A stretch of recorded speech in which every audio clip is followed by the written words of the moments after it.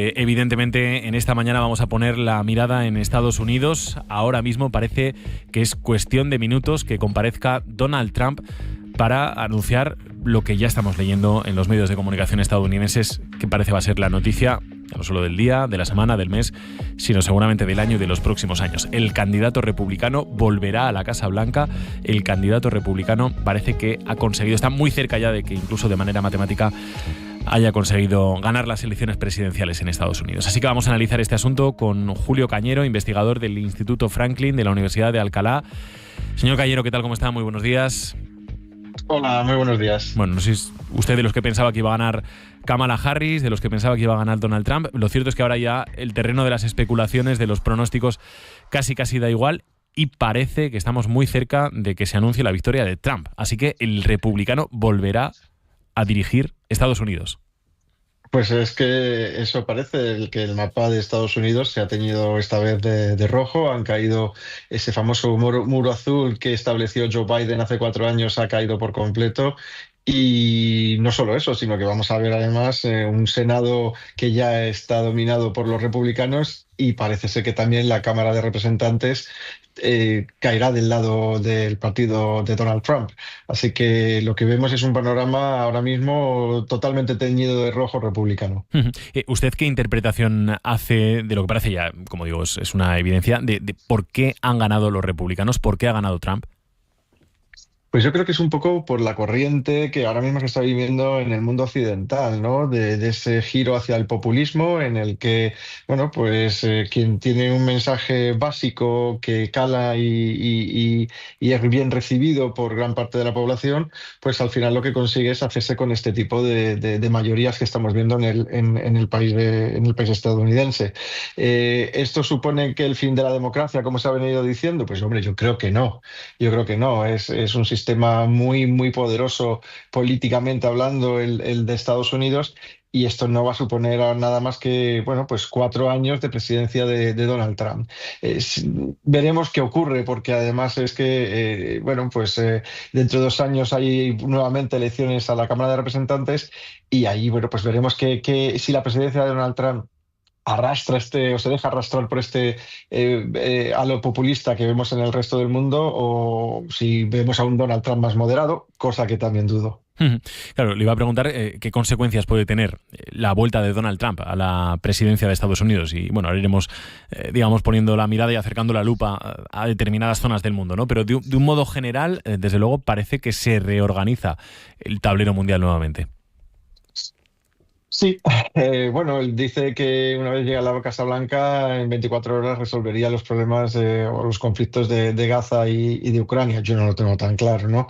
Lo que vamos a ver es un mundo más polarizado, un mundo más inestable en ese sentido. En política exterior, él es aislacionista, ¿no? Como lo ha venido demostrando durante los 4 años que fue presidente de Estados Unidos.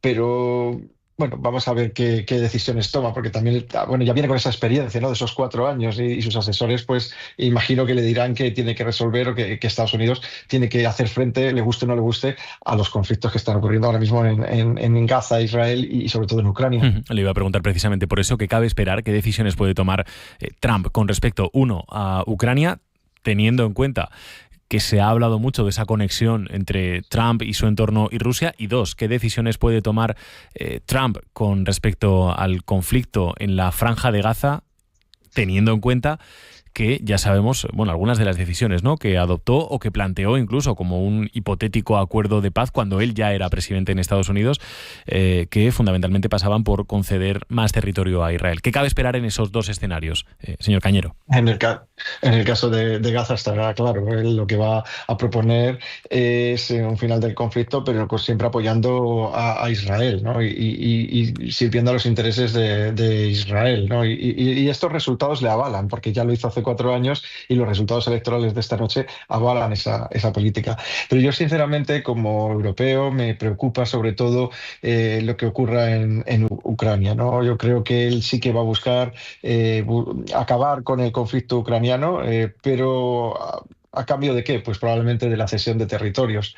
No tengo tan claro que deje de apoyar de la noche a la mañana a Zelensky. Porque creo que es necesario, ¿no? O él debería pensar que es necesario que haya un colchón entre Rusia, entre la Federación Rusa y el resto de Europa, pero lo que sí que tengo muy claro es que los europeos nos tenemos que preparar para hacer frente a cualquier circunstancia, que puede ser perfectamente el abandono de Estados Unidos de la ayuda económica que ahora mismo está prestando y militar a Ucrania, y que ese papel lo tenga que asumir la Unión Europea. ¿Para Europa es una buena o una mala noticia la victoria de Donald Trump? Eso claro, eso depende de con quién estés hable, ¿no? Para mí yo creo que es una mala noticia, ¿no? Para mí creo que es una mala noticia, pero como decía esta noche en otra radio, ¿no? El pueblo estadounidense es soberano y ha elegido a quien ellos creen que es el mejor líder, y no solo eso, sino el mejor comandante en jefe que pueden tener. Como europeo, yo creo que es una mala noticia, pues porque va a haber una guerra comercial, lógicamente. Él lo ha dicho, ya lo manifestó y lo puso en marcha cuando fue presidente hace 8 años, y a partir de ahora pues veremos también pues una crecida de aranceles, nuevos conflictos, etcétera. Yo creo que no se va a moderar, todos esperamos que lo haga, pero no se va a moderar, sino que yo creo que va a ser incluso más incisivo en muchos de sus presupuestos. Claro, hay que tener en cuenta además que desde el punto de vista comercial ya venimos en un escenario que es complejo, ¿no? Y que incluso en Europa estas últimas semanas se ha decidido poner aranceles a la importación de vehículos fabricados en China, por poner un ejemplo muy concreto, ¿no? Recuerdo que cuando Trump fue presidente se impusieron aranceles, bueno, en fin, hablamos evidentemente en Aragón Radio, en la radio autonómica aragonesa, por ejemplo al vino o algunos productos agroalimentarios que para una comunidad como la nuestra, pues desde luego hicieron daño, ¿no? Y a eso hay que añadir, en fin, pues el veto ruso, a la fruta, en fin, el escenario parece que desde el punto de vista comercial es innegable que va a ser mucho más complejo. Así va a ser, así va a ser. Desgraciadamente, eso es lo que parece que vamos a tener en los próximos 4 años. En general, Estados Unidos siempre es proteccionista, aunque se diga que se llevan sus industrias, se desindustrializa, etcétera. Sí, Estados Unidos siempre es proteccionista, ¿no? Y en este caso lo que pasa es que Donald Trump es ultra proteccionista, y esos aranceles que se pusieron a la fruta, a las aceitunas, al aceite, al jamón. Es decir, yo creo que eso va a volver a verse, y que la Unión Europea tiene que estar preparada, y que ese es el punto clave. Es decir, o seguimos mirando nosotros o considerándonos por encima del resto del mundo, porque es muchas veces la imagen que damos los europeos fuera de nuestro continente, y nos damos cuenta de que tenemos que, bueno, pues que proteger nuestros productos, que tenemos que proteger nuestras fronteras, o desgraciadamente lo que vamos a ver es una Europa cada vez más decayente, una Europa cada vez más dominada por los populismos, y siguiendo pues esta ola que ahora mismo ha llevado a Donald Trump a la presidencia de Estados Unidos. Profesor, ¿qué le ha pasado al Partido Demócrata? ¿Qué le ha pasado a Kamala Harris? Hombre, pues que no era la mejor candidata.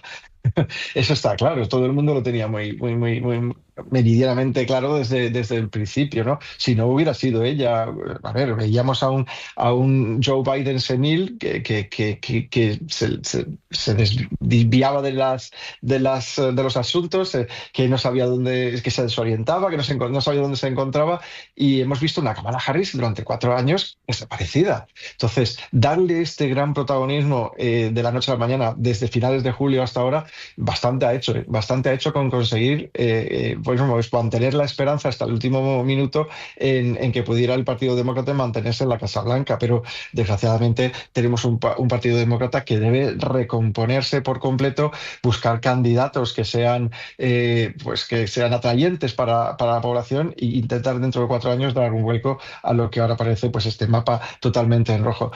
Como digo, dentro de 2 años hay elecciones nuevamente a la Cámara de Representantes, que todo apunta a que será republicana, y bueno, pues ahí veremos si la ola populista de Donald Trump sigue intacta o se empieza a resquebrajar, como ocurrió en las midterm de 2018, y vemos una pequeña posibilidad de victoria dentro de 4 años del Partido Demócrata. Profesor, se ha hablado mucho de determinados colectivos que van a ser muy importantes, que van a ser decisivos en estas elecciones en Estados Unidos. Se ha hablado de las mujeres, se ha hablado de los latinos, se ha hablado del colectivo musulmán. Aquí, ¿quién diría que ha decidido, cómo se ha decidido, qué colectivos han sido los que han decantado la balanza para el lado de los republicanos? Pues ha sido el mayoritariamente que apoya a Donald Trump, es decir, hombres y mujeres blancos, tradicionales, conservadores, que son los que han hecho que si todo va como pronostican ahora mismo los resultados, gane hasta el voto popular. Es decir, es que Donald Trump no ganó el voto popular hace 8 años, también lo volvió a perder, lógicamente, junto al colegio electoral hace 4, pero es que ahora mismo casi le lleva más de 4 millones de votos de diferencia en el voto popular a Kamala Harris. Es decir, todo lo que se esperaba todos aquellos que se esperaba que iban a apoyar a la vicepresidenta, lo que han acabado es apoyando a Donald Trump. Y por cierto, vemos ahora mismo a Trump ya en el escenario que ha dispuesto el Partido Republicano. Parece que va a comparecer ya mismo, arropado, lógicamente, y como es habitual en este tipo de casos, por su familia, por sus simpatizantes, por su equipo de trabajo más estrecho en esta campaña. Ya está en el atril Donald Trump, que parece que, como digo, va a comenzar a hablar para celebrar su victoria. Todavía no es matemática, pero en fin, casi como si lo fuera, porque va ganando todavía en prácticamente todos los estados que quedan por despejarse. Así que la victoria de Donald Trump, la victoria de los republicanos, va a ser más que clara. ¿Habrá revancha o no habrá revancha, señor Cañero? Él sí que ha dicho que va a haber revancha. Lo primero que hará será perdonar o buscar la forma de autoperdonarse todos los problemas judiciales que tiene. Y él dijo que los enemigos del Estado lo pagarían. Entonces, yo en este momento, si fuera demócrata y hubiera estado muy claramente en contra de Donald Trump, pues no digo que estaría nervioso, pero sí un poco preocupado. Pese a todos los líos en los tribunales, gana Trump. ¿Esto cómo se explica? ¿Esto se explica desde una mirada estadounidense o esto puede pasar en cualquier sitio, profesor? Bueno, yo que conozco Estados Unidos, no sé muy bien lo que ocurre en otros sitios, pero en Estados Unidos, desde luego, que un convicto, que es convicto, o sea, es que, y bueno, todavía tiene juicios pendientes, que un convicto sea proclamado presidente de Estados Unidos demuestra, bueno, pues lo que decía en un programa de televisión un fundamentalista religioso cristiano que decía que, bueno, que le habían sometido a escarnio, le habían acusado, habían intentado matarle, bueno, más o menos lo venía a comparar como a Jesucristo, ¿no? No. Entonces, esa imagen, ese icono que se ha retransmitido o que se ha transmitido, ¿no?, de Donald Trump, pues ha calado en la población estadounidense y es lo que vemos, ¿no? Ese resultado tan aplastante. Profesor, no sé si tiene prisa. Si tiene prisa, si quiere, le despedimos ya. Si no, se puede quedar escuchando con nosotros unos instantes el discurso de Donald Trump, que comparece ahora mismo en directo. Vamos a escucharle. Frankly, this was, I believe, the greatest political movement of all time. There's never been anything like this in this country, and maybe beyond.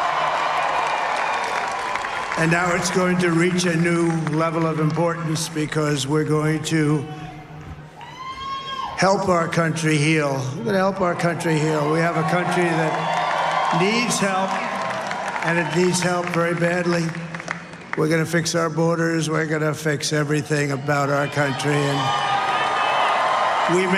Donald Trump, ahora mismo, como decimos, compareciendo. Vamos a ir intentando traducir algunas de las claves que diga Trump en este discurso. Trump, que de momento ha dicho que el país, que Estados Unidos, necesita ayuda y que hay que ayudar al país y que esa es la razón por la que ha sido posible la victoria de los republicanos y la vuelta, por tanto, de los republicanos a la Casa Blanca. Es sonido en directo desde Estados Unidos. Habla Donald Trump.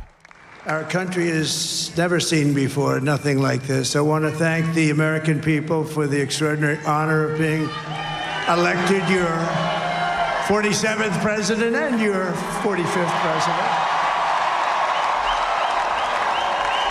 Así que Trump ahora mismo recordando que ya fue presidente de Estados Unidos y que va a volver a serlo. Vamos a ver estas primeras claves del discurso de Trump. Vamos a seguir escuchándole. In my body, I will not rest until we have delivered the strong, safe and prosperous America. Trump dice que va a pelear por cada uno de los estadounidenses, por su familia, por su futuro. This will truly be the golden age of America. That's what we have to have. This is a magnificent victory for the American people that will allow us to make America great again. Habla de una nueva edad dorada para Estados Unidos. Y profesor, no sé si sigue por ahí, creo que sí, ya lo hemos escuchado, sí, el Make America Great Again, nuevamente, ¿no? Sí, es el eslogan que ha mantenido durante los últimos 8 años, no lo ha abandonado en ningún momento, y ha habido un momento en el que ha dicho no solo que es el presidente 45-47, sino que también el 46. Es decir, aún así sigue sin reconocer la victoria de Joe Biden hace 4 años. Ajá. Profesor, no le entretenemos más, que seguro que tiene ganas de escuchar el detalle el discurso de Trump. Muchísimas gracias por haber estado con nosotros. Un saludo. Un placer, un saludo. Muy buenos días. Las Las 8:30 de la mañana. Vamos a seguir con la mirada puesta en Estados Unidos, evidentemente. Sumamos también al tiempo de análisis, al tiempo de tertulia, y empezamos ya con ello. A Genoveva Crespo. Hola, Genoveva, ¿qué tal? Buenos días. Muy buenos días. A Mónica Fuentes. Mónica, muy buenas. Buenos Jorge días. Heras, ¿qué tal, Jorge? Buenos Hola, días. buenos días. Y a Miquel Alcázar en Phoenix, en Arizona, en Estados Unidos. Miquel, ¿qué tal? Muy buenos días, buenas noches para ti. Buenos días, Aragón. ¿Cómo estáis? Bueno, pues al final, Miquel, Donald Trump.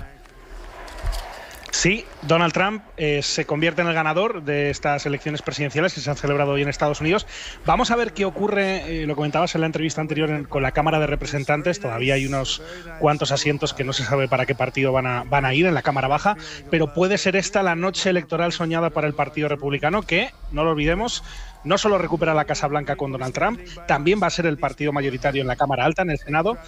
Puede ser el mejor escenario posible para los conservadores, que pueden controlar las dos cámaras legislativas, además del Ejecutivo, y todo esto, no lo olvidemos, con un Tribunal Supremo en el que también hay mayoría conservadora. Si quieres, Javier, te cuento así rápidamente los principales titulares que creo que deja esta jornada electoral que está todavía en marcha aquí en Estados Unidos. Venga. La primera mujer presidenta de Estados Unidos, de nuevo, deberá esperar, porque como hemos dicho, Donald Trump ha ganado este martes las elecciones. Vuelve a la Casa Blanca en enero, va a ser el segundo presidente de la historia del país que logra un segundo mandato no consecutivo. El anterior fue a finales del siglo XIX.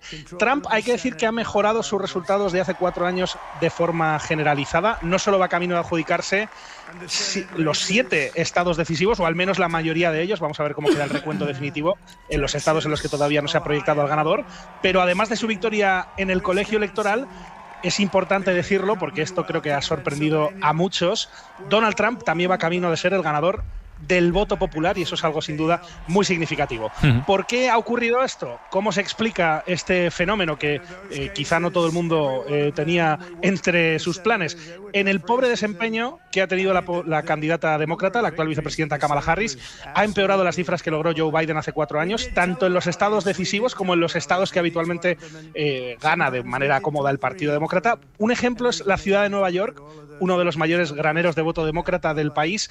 Allí Kamala Harris ha logrado el peor resultado de un candidato de ese partido en unas elecciones presidenciales desde 1988. Así que lo que vemos en las encuestas a pie de urna, y se irá confirmando en los próximos días, va a haber que analizar esta elección desde muchas ópticas, es que Kamala Harris ha empeorado los resultados de Joe Biden en prácticamente todos los grupos demográficos, pero en algunos casos la diferencia es que es abrupta. Un ejemplo es el de los hombres latinos.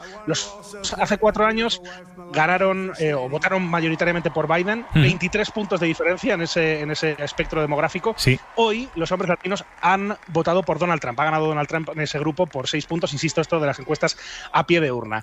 Así que no hay que olvidar que Harris entró de lleno en la campaña hace apenas 3 meses, que Biden, en otras palabras, dejó de ser candidato hace apenas 3 meses, que no hubo primarias. En mi opinión, viene ahora una crisis extraordinaria para la izquierda en Estados Unidos, pero más allá de eso, creo que lo importante es que vamos a un escenario global completamente nuevo. Podemos decir, Javier, que el mundo ha cambiado en esta jornada electoral. Miquel, tú ahora mismo estás en Arizona, estás en Estados Unidos. No sé cómo has vivido estas últimas horas, qué es lo que has visto por la calle, qué es lo que estás viendo ahora, si es que hay movimiento allí donde estás tú. Bueno, aquí viene el recuento. En Phoenix pertenece a un condado que se llama Maricopa, el Maricopa County. Aquí están diciendo las autoridades que el recuento definitivo puede demorarse entre 12 y 13 días. Aquí hay que decir que, lo decíamos ayer o anteayer, Javier, no solamente se vota candidato a presidente, también se vota congresistas, senadores, se votan las cámaras legislativas estatales, se votan un montón de cosas. Por eso el al sheriff, ¿no? Nos decías también. Sheriff, jefe de basuras, intendente de las escuelas, en fin, es una votación realmente. Y luego las iniciativas. Hay, en el caso de Arizona, 13 iniciativas que se someten a la consulta popular. Por ejemplo, la extensión del plazo legal para el aborto es uno de los temas que se está votando aquí en Arizona. Lo que estamos viendo, y esto también es llamativo, es lo que aquí llaman el split ticket. Muchas personas han votado a un candidato de un partido para, en este caso, presidente. Arizona es un ejemplo. Arizona va camino, vamos a ver cómo va evolucionando el recuento, pero tiene pinta en este momento de que va a ser para Donald Trump estos votos electorales de este estado. Y sin embargo, en las elecciones a senador, donde estaban Rubén Gallego y Kari Lake, parece que el demócrata Rubén Gallego va a ganar con una cómoda ventaja. Así que vemos que los electores, en este caso el electorado, ha ido a las urnas con distintas ideas en función de a quién votaba, ¿no? Que eso otras veces no lo vemos así. Así que creo que estas elecciones, como te digo, Javier, se van a analizar por mucho tiempo, porque no solamente cambian el mapa geopolítico, le asestan un durísimo golpe al Partido Demócrata, con todas las dudas que había habido de cuando Biden salió de la carrera por su reelección, cómo el Partido Demócrata se echó a la espalda de Kamala Harris, la arropó, en algunos casos con poca convicción, pero se tomó como el mal menor y se ve que eso no ha sido, en este caso, el mejor resultado viendo lo que ha ocurrido esta noche. Leí esto ya es política ficción, ¿no? Pero leí algunos análisis de, bueno, si esto ha ido mal, imaginaos cómo hubiera sido con Joe Biden en la papeleta, ¿no? Desde luego que se va a hablar mucho de todo eso, pero creo que el Partido Demócrata va a sufrir una crisis muy importante y de todas maneras lo importante es, desde luego, que Donald Trump vuelve a la Casa Blanca con un partido republicano que tiene poco que ver, creo, con el que tuvo como acompañante de su victoria en 2016. En el Partido Republicano antes había republicanos anti-Trump, eso casi ya no existe. En el Partido Republicano las figuras que no eran favorables a Trump han desaparecido estos años, así que creo que vamos a un escenario completamente nuevo y te diría que en cierto modo impredecible. Miquel, quédate, evidentemente. Acaba de terminar el discurso de Donald Trump, que ha agradecido en primer lugar a su esposa, a Melania Trump, por todo el trabajo que ha realizado en los últimos meses y en los últimos años. Ha agradecido también al que va a ser su vicepresidente, que es el que está interviniendo ahora mismo en ese meeting, ¿no? de los republicanos, aunque vuelve a tomar la palabra Donald Trump. Vuelvo contigo ahora mismo, Miquel, pero una primera lectura también por aquí, Genoveva. Trump, ganador de las elecciones en Estados Unidos. Una primera lectura que una cosa es lo que se desea, otra cosa es lo que ocurre, ¿no? Desde Europa asistíamos preocupados a estas elecciones porque van a cambiar mucho, como ha dicho Miquel, con muy buen criterio, la geopolítica del mundo. Todos esperábamos, pues, para empezar, un resultado más igualado, que a lo mejor se hubiera prolongado el escrutinio en las semanas siguientes, incluso en una batalla legal por parte de Trump, que ya la tenía preparada, pero es que no ha hecho ni falta llegar a esa circunstancia. O sea, los norteamericanos han hablado a favor de Trump. Y hablar a favor de Trump, pues, es hablar a favor de asuntos que desde Europa se ven con preocupación en lo económico, por esa tesis de hacer grande América de nuevo, tiene que ver con proteccionismo y una guerra comercial con China y otros posibles rivales que se cobran el precio en Europa y en los intereses de Europa, pero también la apuesta de los americanos por unos liderazgos y unos discursos que nos tienen a los demás, pues, un tanto más que preocupados, porque se impone el bulo, se impone que da igual vulnerar las leyes que no vulnerarlas, porque bien sabemos que Trump está procesado, en fin, tantas cosas. Se confiaba en que si el voto de las mujeres revertiría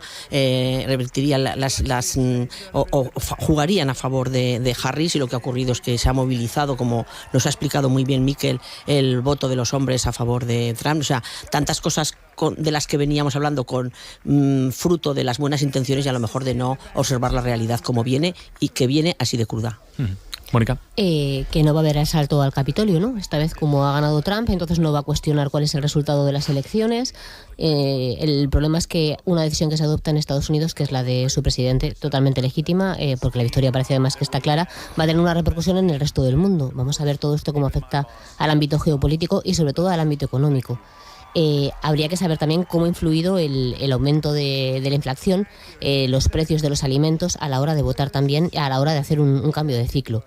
No lo tenía fácil tampoco Kamala Harris, más que nada por una estrategia, en mi opinión, errónea del Partido Demócrata. Quizás el relevo de Biden se hubiera tenido que llevar a cabo antes, para que no hubiera dispuesto solamente Kamala Harris de 100 días, sino de algo más. Y luego también yo me pregunto si alguna vez en Estados Unidos habrá una presidenta, porque pasó pasó ya con Hillary Clinton, ahora ha pasado con Kamala Harris, y hemos visto como parte del voto demócrata, el de los hombres latinos, ha ido a parar al candidato republicano. Entonces yo creo que son muchísimas cosas para reflexionar, y en el ámbito local americano pues vamos a ver esto que implica en temas sobre todo de inmigración, porque la situación probablemente vuelva a hace 2 legislaturas y no va a ser fácil para ellos. Bueno, pues yo creo que las encuestas han vuelto nuevamente a infravalorar a Donald Trump, que consigue a la vista de los resultados una victoria más holgada de lo previsto. Ya ocurrió en su primera victoria contra la candidata Hillary Clinton, y bueno, pues no sé, yo la verdad es que creo que es mala noticia para Europa, para España a nivel económico, es una mala noticia para la política internacional, insufla sin duda incertidumbre, porque su discurso es muy claro y es aislacionismo del mundo, es proteccionismo, como comentaba Genoveva, y es abrir una guerra comercial, y habrá que analizar qué ha ocurrido para que Kamala Harris no haya logrado llegar al electorado, ¿no? Lo comentaba aquí con muchas personas, ¿cómo es posible que hace apenas 4 años Trump pareciera un cadáver político después de lo ocurrido el 6 de enero de 2021 con el asalto al Capitolio que recordaba ahora Mónica? ¿Cómo es posible que lo que en aquel momento parecía algo irreversible, que era que Trump dejara de estar en el presente de la política de Estados Unidos, se haya revertido en estos años? Evidentemente, aquí hay que hablar de la administración de Joe Biden, que empezó a torcerse con el abandono de Afganistán. Ahí fue cuando los números de las cifras de aprobación se despeñaron de manera clarísima y ya nunca más remontaron. La economía, la inflación también es sin duda un factor aquí también. Algo que ya noté cuando fui la primera vez que regresé a Washington, por ejemplo, después de haber vivido allí unos años. Todo el mundo hablaba, ¿no?, de lo que se había encarecido todo, la gasolina, la comida. Te dabas cuenta también, por ejemplo, los hoteles, la vida se había puesto realmente muy cara, y lo sigue siendo, a pesar de que las cifras económicas en el último tramo de la presidencia de Joe Biden han mejorado. El ciudadano promedio no ha percibido esa mejora, y creo que eso lo ha castigado sin duda, y le ha perdonado todo lo que le ha perdonado a Donald Trump. No lo olvidemos, lo decíamos ayer además, cuando yo hacía mi pronóstico fallido, que además no tengo ningún problema, Javier, en reconocerlo, que te decía, creo que la tendencia es evidente, Trump viene muy fuerte en las encuestas, el intento de asesinato de Butler, sobre todo, que fue el más público, el más notorio, lo catapultó todavía más en las encuestas, y parecía difícil que Kamala Harris pudiera revertir esa tendencia en apenas 100 días, que es lo que lleva en campaña. Yo creía, y la verdad que lo tenía muy interiorizado, la capacidad que iba a tener el Partido Demócrata de volver a movilizar. Pero es que ahora empieza un poco también el juego de echar la culpa, ¿no? De decir, no, es que los hombres latinos tienen la culpa. En realidad, Kamala Harris ha funcionado muy mal en todos los espectros demográficos.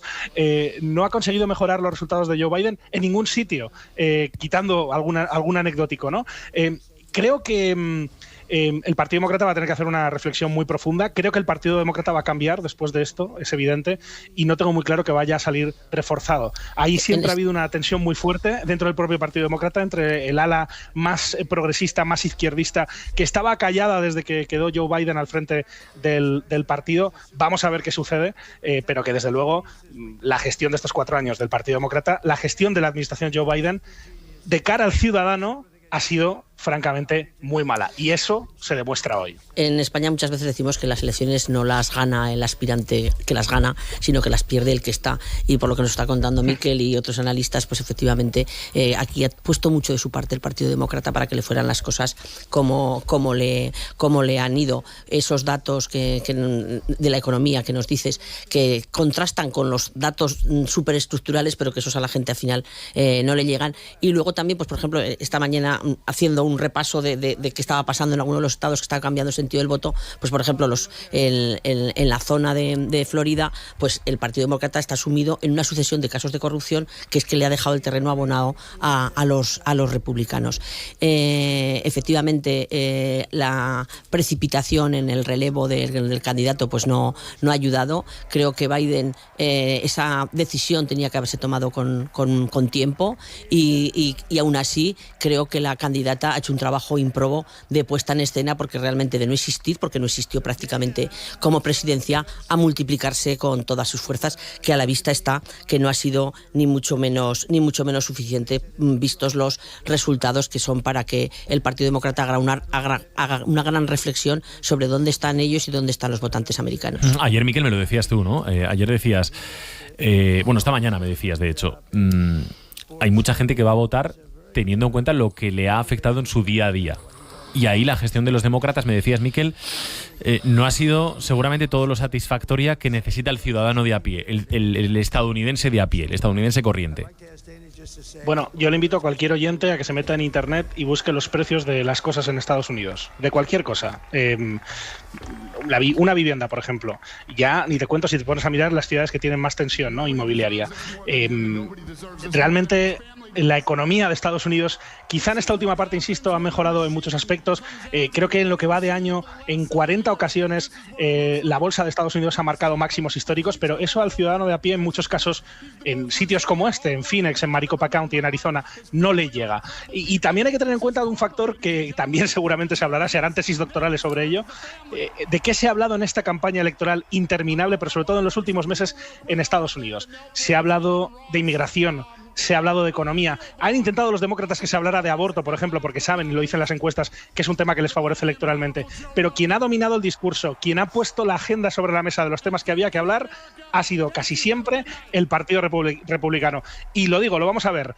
Mayoría en el Senado, que eso era más o menos fácil de pronosticar por los escaños, digamos, que se renovaban este año. Vamos a ver qué ocurre en la Cámara de Representantes, pero es que podemos tener el escenario soñado para los republicanos y el escenario más temido para los demócratas, del que hemos hablado muchas veces en este programa, en la tertulia internacional, Javier y colegas, que el Partido Republicano tenga el poder absoluto, al menos en los próximos 2 años, hasta las siguientes elecciones de medio término, y vamos a ver qué ocurre, porque algunas elecciones de representantes, de lo que serían en España los diputados del Congreso de los Diputados, ahora tiene una importancia fundamental en que haya un mínimo de contrapeso al Partido Republicano, que, insisto, y esto es un factor muy importante que tenemos que tener todos en cuenta, no es el Partido Republicano de hace 8 años, no es el Partido Republicano en el que estaba Mitt Romney, en el que estaba Liz Cheney, en el que estaba el fallecido aquí en Arizona John McCain. Es un Partido Republicano, digámoslo así, trampista, que no tiene nada que ver con el que había hace 8 años, y eso puede tener mucho que ver con el futuro que le depara a este país. Bueno, parece que está terminando Donald Trump su discurso. Ha dicho que ha sido una victoria como no ha habido otras, que ahora les toca a ellos, a él, pagar, devolver a los ciudadanos lo que los ciudadanos les han dado, y ha dicho que va a dejar un legado que será para siempre recordado. Vamos a ver eso en qué se concreta, ¿no? Jorge. La verdad es que ha logrado algo inédito, rompe los esquemas de la política, porque no olvidemos que es un candidato que hace de la mentira la argamasa de su discurso político. En cada intervención que hace son muchas las falsedades que vierte, el bulo ha sido una constante en su carrera política. Es un candidato que arrastra múltiples causas judiciales, con alguna condena incluso, y pronto además habrá pronunciamientos sobre ello. Un candidato nacionalista, autócrata, populista, y es un triunfo de ese tipo de ideología que desgraciadamente en el mundo pues atesora varias victorias ya, como puede ser en la Argentina de Milei o puede ser en Europa con Orbán. Inquietante, creo, para todos, para el mundo, que alguien de este perfil político sea el triunfador, con además con un poder casi absoluto. Ha dado la vuelta en el Senado, parece que va a retener también el control de los republicanos en la Cámara de Representantes, y esto es lo que es el día a día en este mundo civilizado. Algunos de los mensajes que están lanzando ahora mismo Donald Trump. Ha hablado ya de bajada de impuestos, y un mensaje que yo creo que está bastante claro, ¿no?, y bastante dirigido. China no tiene lo que tenemos nosotros, ha dicho Donald Trump. Miquel, esto un poco por los órdenes que hablábamos antes, ¿no?, los órdenes mundiales. Bueno, yo estaba antes mirando, por ejemplo, la reacción del peso mexicano. México es un país, en este caso además lo miro por interés propio, evidentemente, porque vivo allí. ¿Cómo ha reaccionado el peso? El peso ha bajado mucho el valor. Vamos a ver mañana cómo sigue la cotización del peso con respecto al dólar, porque el peso, en este caso, nos da un poco la medida de cómo reaccionan los países que tienen mayor relación con Estados Unidos. México es evidente que tiene la economía muy pegada a la de Estados Unidos, y Donald Trump en campaña ha dicho varias veces que va a poner aranceles a los productos mexicanos si la nueva presidenta, en este caso Claudia Sheinbaum, no frena la ola migratoria y de tráfico de drogas que hay en la frontera sur de Estados Unidos. Y ha dicho que si con el 25% de aranceles no funciona, los pondrá del 50% y si no del 75%. Evidentemente eso genera una inestabilidad. Creo que se puede ser un síntoma de lo que viene a partir de ahora, en el sentido de que vuelve un líder que fue denostado por la opinión internacional cuando ocurrió lo del Capitolio, y que, bueno, tiene pocos amigos, es verdad, en la esfera internacional. Queda por ahí pues Javier Milei en Argentina, por ejemplo, por supuesto Netanyahu en Israel, Orbán en Hungría, ya no tiene a Bolsonaro en Brasil, pero creo que a nivel de la política internacional se abre una nueva etapa muy distinta a la que veníamos recorriendo en estos últimos años, con una Europa en la que creo que va a tener muy pocos amigos Donald Trump. Vamos a ver cómo se tensan esas relaciones, y también con la OTAN, ¿no? Ahora que hablabas de China, Javier, creo que es que tiene un impacto enorme, y va a ser, desde luego, iba a decir apasionante, bueno, estabais usando otros adjetivos, ¿no? Inquietante, desde luego que nos abrimos a un capítulo nuevo en el que es muy difícil saber qué nos espera en el horizonte. Miquel, no sé si alguna cosa más, y no te dejamos ya, que te vayas a seguir viviendo la noche electoral allí. Mañana tenemos tertulia internacional. Muy bien, desde México ya. Lo dije, por cierto, Javier, dije, bueno, vamos a ver cómo vota el pueblo de Estados Unidos, porque puede ser que no tengamos resultado hasta el fin de semana, como ocurrió hace 4 años, que tarde. Es un síntoma de cómo ha votado Estados Unidos, que esta misma noche estemos contando que ya Pensilvania se le proyecta ganador, que Arizona va ganando, pero que, digamos, en Georgia, en Carolina del Norte, todos los swing states que hemos estado hablando tantos y tantos meses, esos 7 estados, de momento están todos teñidos de rojo. Me extrañaría, viendo ahora mismo cómo queda el mapa, que alguno de ellos pase a estar de color azul, pero ya desde luego que no va a importar, porque Donald Trump vuelve a la Casa Blanca el próximo año, en este 47º mandato presidencial en Estados Unidos. Vuelve a ser Donald J. Trump, nuevo presidente de Estados Unidos. Nos quedamos con eso. Miquel, un abrazo, hasta mañana. Un abrazo para todos, que vaya muy bien. Y gracias, 51, las 8, en un instante seguimos con la tertulia. Nothing will stop me from keeping my word to you, the people. We will make America safe, strong, prosperous, powerful. And Buenos días, Aragón, con Javier de Sola. Patés de un Castillo lleva más de 25 años elaborando patés vegetales, perfectos para una dieta rica y saludable. Rosa Barón es una de las fundadoras. Apostando por la innovación, os queremos presentar un nuevo paté, 100% vegetal y con todo el sabor del foie. Su secreto, productos naturales y de calidad. Los podéis encontrar en laconserveradelprepirineo.com. Los del gorrete rojo. Patés de un Castillo, primera clasificada en la convocatoria de ayudas reactivadas. Una iniciativa de la Fundación Isabel Martín con la colaboración de CarTV. Ya está aquí la edición número 29 del concurso de tapas de Zaragoza y provincia, el certamen oficial más antiguo de España en su categoría. Tapea del 7 al 17 de noviembre en los más de 100 establecimientos participantes de Zaragoza y su provincia. Organiza Asociación de Empresarios de Cafés y Bares con el patrocinio del Ayuntamiento de Zaragoza y el Gobierno de Aragón.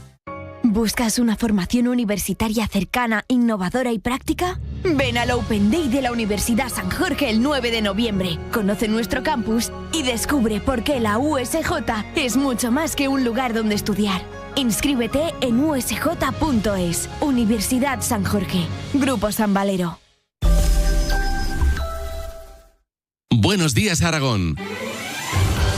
Javier de Sola. 8 de la mañana, 53 minutos. Aquí seguimos en el tiempo de tertulia de Buenos días, Aragón. Vamos a dejar aparcado durante unos minutos al menos la situación en Estados Unidos. Trump, ganador de las elecciones. Vamos a poner la mirada ya en nuestra comunidad autónoma y en nuestro país. Hoy en Valencia siguen los trabajos de búsqueda de desaparecidos. 89 es la cifra oficial. También siguen, lógicamente, los trabajos de limpieza. En Catarroja siguen trabajando más de 200 aragoneses que ya han despejado un 20% de las calles de esa ciudad. Hoy el Gobierno de Aragón aprobará su decreto de ayudas para las zonas afectadas por la Dana en nuestra comunidad. De momento no sabemos cuáles son exactamente las afecciones. Hoy conoceremos cuáles son las ayudas. El que anunció ayer sus ayudas fue el Gobierno central. Vamos a hacer un pequeño resumen de lo que contó ayer, de lo que anunció ayer el Gobierno central. ¿A cuánto ascienden, Esperanza, esas ayudas y cómo se van a desplegar? De momento se ha aprobado un primer paquete valorado en 10.600 millones de euros para ayudar a hogares, empresas, autónomos y ayuntamientos. Van a ser 3 fases, una para atender lo urgente, lo inmediato, que ahora mismo es poner a disposición medios para encontrar a los desaparecidos, recuperar cuerpos de fallecidos, restablecer suministros en zonas afectadas. A partir de ahí, fase 2, tocará reconstruir esos municipios, rehabilitar viviendas, infraestructuras, y 3, habrá que pensar en relanzar económicamente la zona y adaptar el territorio para que sea capaz de enfrentar fenómenos extremos como los que se han producido. Por ir un poco por partes, por ir al detalle, medidas, por ejemplo, adoptadas en materia de vivienda, que es una de las grandes preocupaciones, lógicamente, de los que han perdido sus casas. Pues en ese punto va a haber ayudas directas y sin umbrales de renta para tratar de llegar a todos los afectados, según ha explicado el Gobierno. Los hogares que hayan sufrido daño recibirán ayudas directas de entre 20 y 60.000 euros, el máximo 60.000 en caso de viviendas destruidas, 40.000 por daños en estructuras y 20.000 para las que no hayan tenido esos daños estructurales, pero sí se hayan visto afectadas. Quienes tengan hipotecas o créditos podrán posponer 3 meses el pago íntegro de sus cuotas y en los siguientes 9 meses solo tendrán que pagar los intereses. ¿Esto qué significa?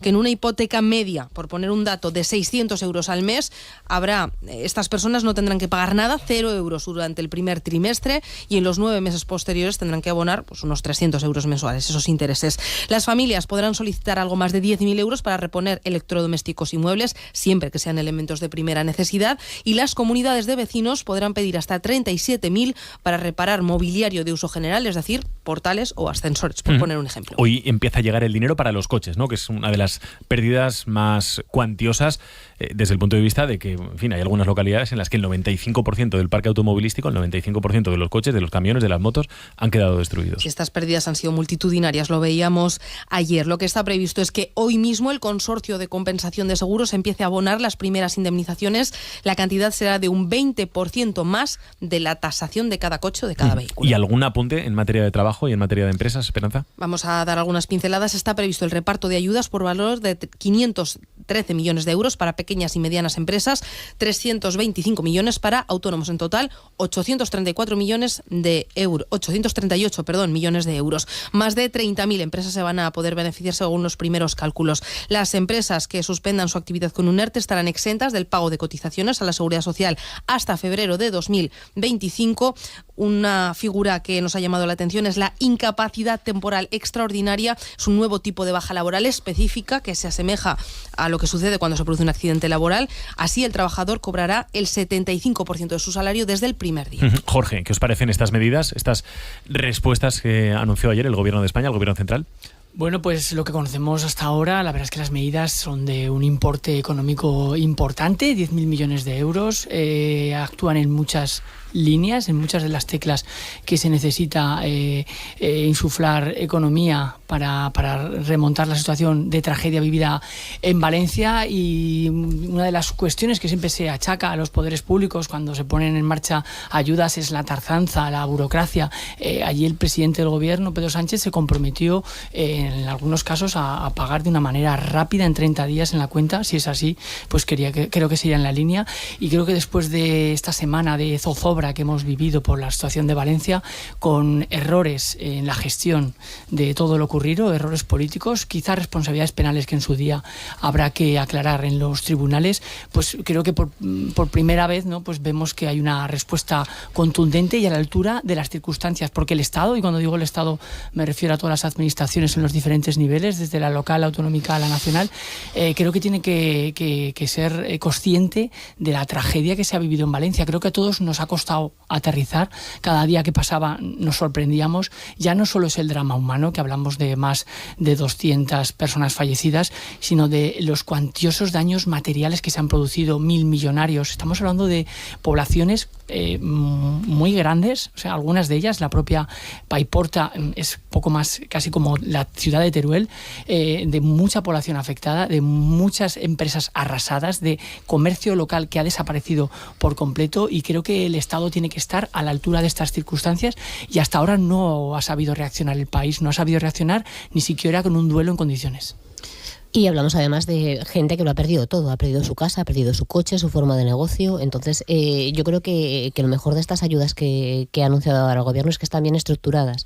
Primero lo urgente, el conseguir que estas familias tengan algo, después la reconstrucción y finalmente también tratar de acondicionar el terreno para una situación que sabemos que se puede repetir tanto en Valencia como en cualquier punto de España ya. Entonces me parece que es bastante más lógico que no la solución que había aportado Carlos Mazón de 130 medidas por 31.000 millones de euros. Yo creo que hay que ir paso a paso y ahora mismo lo importante, lo prioritario tiene que ser lo urgente, que esas familias tengan algo para poder retomar sus vidas como más o menos puedan y seguir avanzando mientras con la búsqueda de los desaparecidos y con la identificación de los cadáveres. Yo creo que efectivamente la cantidad que exhibió Mazón el sábado a mí me costaba asimilarla y que se pudiera sumar eso tan rápidamente en una devastación como la que hemos visto, de una superficie en la que viven casi 1 millón de personas, que hay más de 60 municipios, que está en la tercera parte de las industrias de Valencia, que el 20% de los trabajadores de Valencia trabajan en esa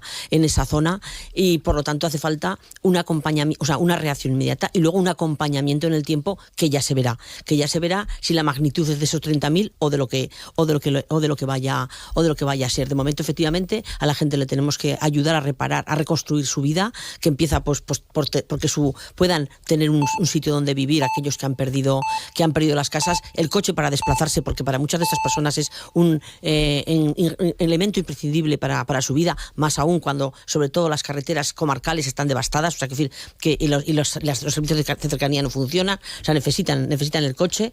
Y Javier de Sola me dice... Sí, que ahora seguimos, que son las 9 de la mañana. Ahora seguimos comentando este tema, ahora seguimos analizando este tema con Genoveva Crespo, con Mónica Fuentes, con Jorge Heras, pero como hacemos siempre a las 9 vamos a actualizar la información. Ahora mismo las noticias por dónde pasan. Eva Castillero, buenos días otra vez. Buenos días, Javier. Pues recapitulamos, hablamos de Estados Unidos, donde Trump ha ganado esas elecciones según los últimos datos, 267 delegados frente a los 214 de Kamala Harris. De los 7 territorios decisivos, Trump vence en Carolina del Norte, Georgia y aventaja a Harris en Nevada, Arizona, Wisconsin, Michigan y Pensilvania. Los republicanos logran el control del Senado y hemos escuchado a Donald Trump, que ha comparecido entre sus votantes y simpatizantes.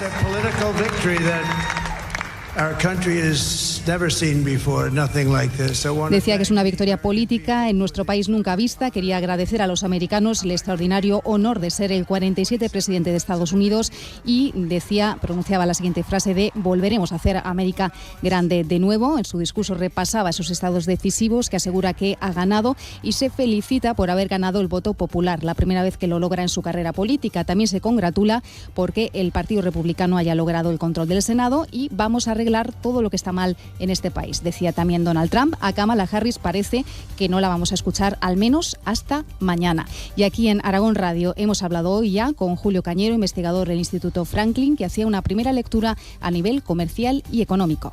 Estados Unidos siempre es proteccionista, ¿no?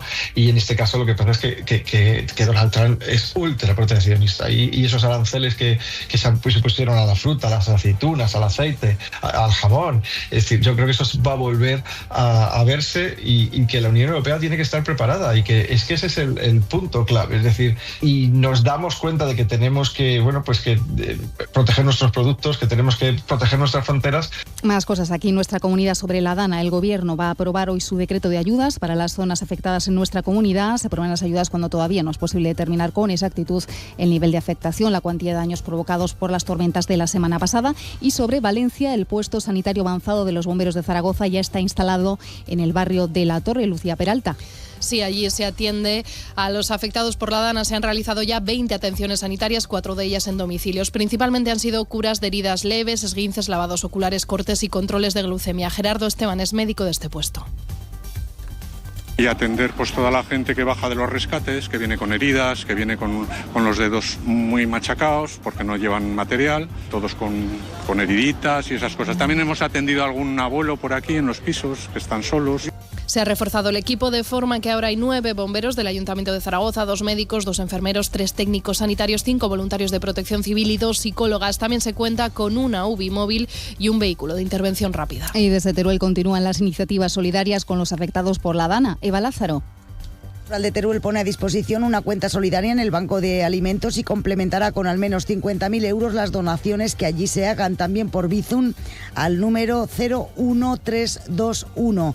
La entidad social turolense asegura que el Banco de Alimentos canalizará estas donaciones para abastecer a los afectados no solo con comida, sino también con enseres y productos de limpieza. José Cuevas, presidente de la Caja Rural de Teruel.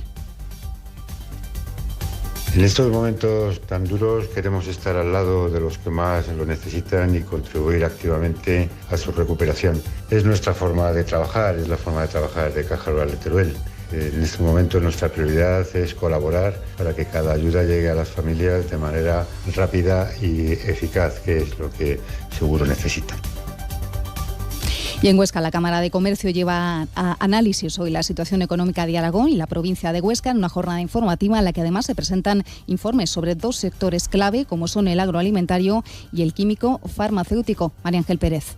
Se trata de 2 sectores estratégicos con un importante impacto en la economía altoaragonesa. Tanto el sector químico, incluida la industria farmacéutica, como el plástico son sectores, por ejemplo, con un volumen de comercio exterior muy importante en la provincia. En 2022 supusieron el 22% de las exportaciones. Destacan las relativas a química inorgánica y fabricación de abonos y fertilizantes. No menos importante es el incremento en los últimos años de las exportaciones del sector plástico, alcanzando en 2022 262 millones de euros. Hoy el responsable de Estudios Económicos de la Cámara, Jorge Gómez, dará a conocer sendos informes elaborados por la iniciativa Aries. Y en deportes hablamos del Casademón Zaragoza, que disputa esta tarde partido de competición europea. Pepe Borque, buenos días. ¿Qué tal? Buenos días. Será a las 8 cuando el equipo que dirige Porfirio Fisac se mida al Leviche. Una victoria por 17 o más puntos supondría la clasificación matemática para la siguiente ronda, a falta todavía de una jornada. El partido se podrá ver en directo en Aragón TV. En fútbol, el Real Zaragoza entrena a las 10, segunda sesión de la semana preparando el choque del sábado en Huesca.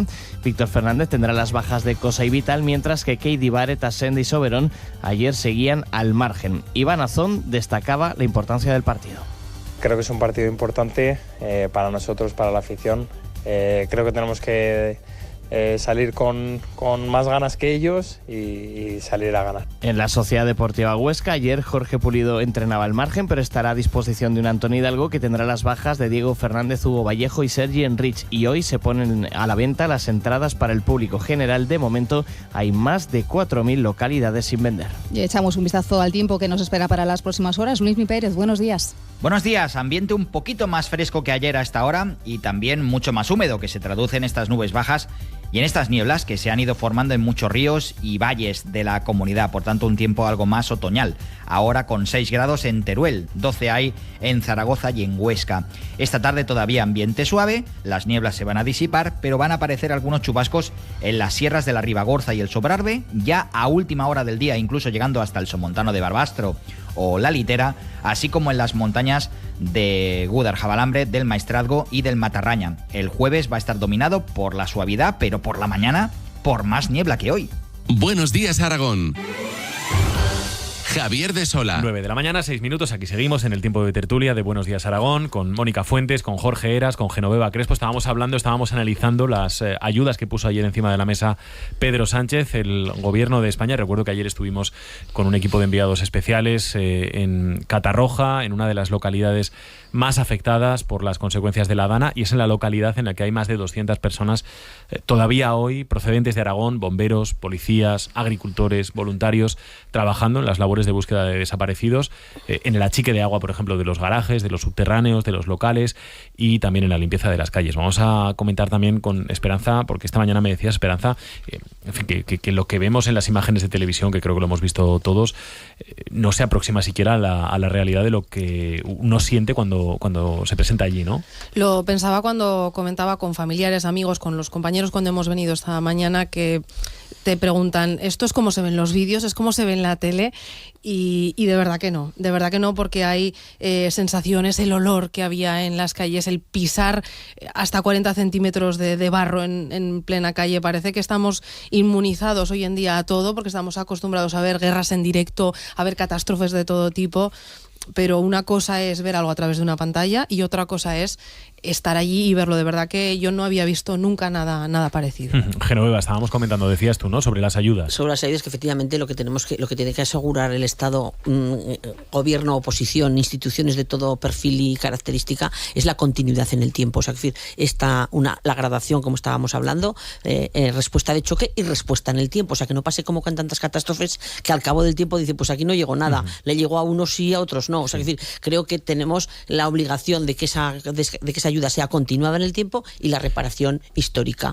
Como dice nuestra compañera que nos transmite estas sensaciones, pues que más allá de las sensaciones es que hay que sembrar un futuro. O sea, hay que recuperar, hay que reconstruir y hay que sembrar un futuro. Buena parte de esas edificaciones que se construyeron en los años 70 están en zonas inundables. O sea, es decir, hay que hacer un replanteamiento también sobre cómo se reconstruye buena parte de lo que se ha derruido o de lo que puede entrar en estado de ruina por el efecto del agua, porque no es inmediato. O sea, hay casas que pueden sufrir en sus estructuras, no esta semana, pero fruto del agua y de lo que ha pasado con las de alrededor, podemos ver otra devastación, que es la devastación de viviendas, muchas más de las que contamos. Por tanto, todo se exige planes a largo plazo, recursos a largo plazo, que obviamente, y aquí estamos en otra parte que va a entrar en la guerra política, no vamos a salir de ella, aunque parece que los dos grandes partidos se han dado cuenta de que esto solo les perjudica a ambos, y es que va a afectar a los presupuestos generales del Estado. Por supuesto que va a afectar, porque hace falta unos recursos que habrá que detraer de otro sitio. Este es otro de los temas que también quería comentar, ¿no? Ayer parece que desde el gobierno se subrayaba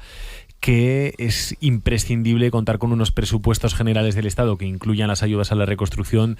Desde otros partidos, bueno, pues se deslizaba que las ayudas pueden llegar, digamos, sin estar necesariamente relacionadas con los presupuestos generales del Estado, ¿no? Y aquí, claro, entra en todo esto las dificultades que tenía el gobierno para sacar adelante los presupuestos por falta de apoyos parlamentarios. No sé cómo lo veis vosotros. Sí, esto. Yo creo que primero, y es importante aclararlo porque ayer se escucharon, pues otra vez, ¿no?, el debate político y esta polarización lo embarra todo, nunca mejor dicho. El plan de choque presentado ayer por el Gobierno de España está al margen de la aprobación de los presupuestos generales del Estado. Eso es así. Es un decreto que tendrá que validarse en el Congreso y de los diputados. Ahora bien, es evidente que para continuar ese apoyo continuo a la tragedia de Valencia, pues sí que favorecería el que hubiera unos presupuestos. ¿Y por qué no? Yo creo que en un Estado y en un país cualquiera, sí que los dos partidos principales se pondrían de acuerdo para aprobar los presupuestos del Estado en una estación de zozobra como la que se ha vivido por la tragedia de Valencia, y también los de la Comunidad Valenciana, también del Gobierno valenciano. Pero evidentemente sabemos que eso no va a ocurrir y que los dos grandes partidos no se van a poner de acuerdo ni siquiera por una cuestión de Estado como esta. Y la verdad es que yo creo que las ayudas van en la buena dirección. Vemos que tocan muchas de las teclas importantes y esperemos que lleguen pronto también, ¿no?, que no se demoren, que la burocracia no ralentice, ¿no?, el apoyo a las personas, porque como decía Mónica, es que hay gente que lo ha perdido todo y necesita una ayuda inmediata. Todo eso siempre con el rigor. Y esta frase que tanto se ha dicho, ¿no?, sobre todo desde ciertas esferas políticas muy escoradas a la derecha, de que el pueblo salva al pueblo, de Estado fallido, pues vemos como no se constatan con la realidad, porque quien va a sacar a la gente de Valencia que ha sufrido esta tragedia va a ser el Estado, va a ser lo público, van a ser esos ERTEs que ya se han puesto por fuerza mayor, que se han puesto en marcha, van a ser esas ayudas para la reconstrucción, y no lo olvidemos, está muy bien la solidaridad, pero el Estado es el único que es capaz de poder recuperar la normalidad que tardará en llegar a Valencia. Sí, es que además estamos hablando de las ayudas, pero tan importantes como las ayudas es el escudo laboral, ¿no?, que hay que tejer ahora para proteger a los trabajadores. Ya no solamente con estos ERTEs de fuerza mayor, sino con esas nuevas figuras que se han constituido ahora, que permiten que la gente que no pudiera trabajar se considere como si fuera una baja por incapacidad y puedan cobrar el 75% del sueldo. Se pediría también comprensión, quizás, ¿no?, a algunos empresarios que han pedido que los trabajadores se reincorporen ya, y algunos no están en condiciones físicas ni psíquicas para poder hacerlo.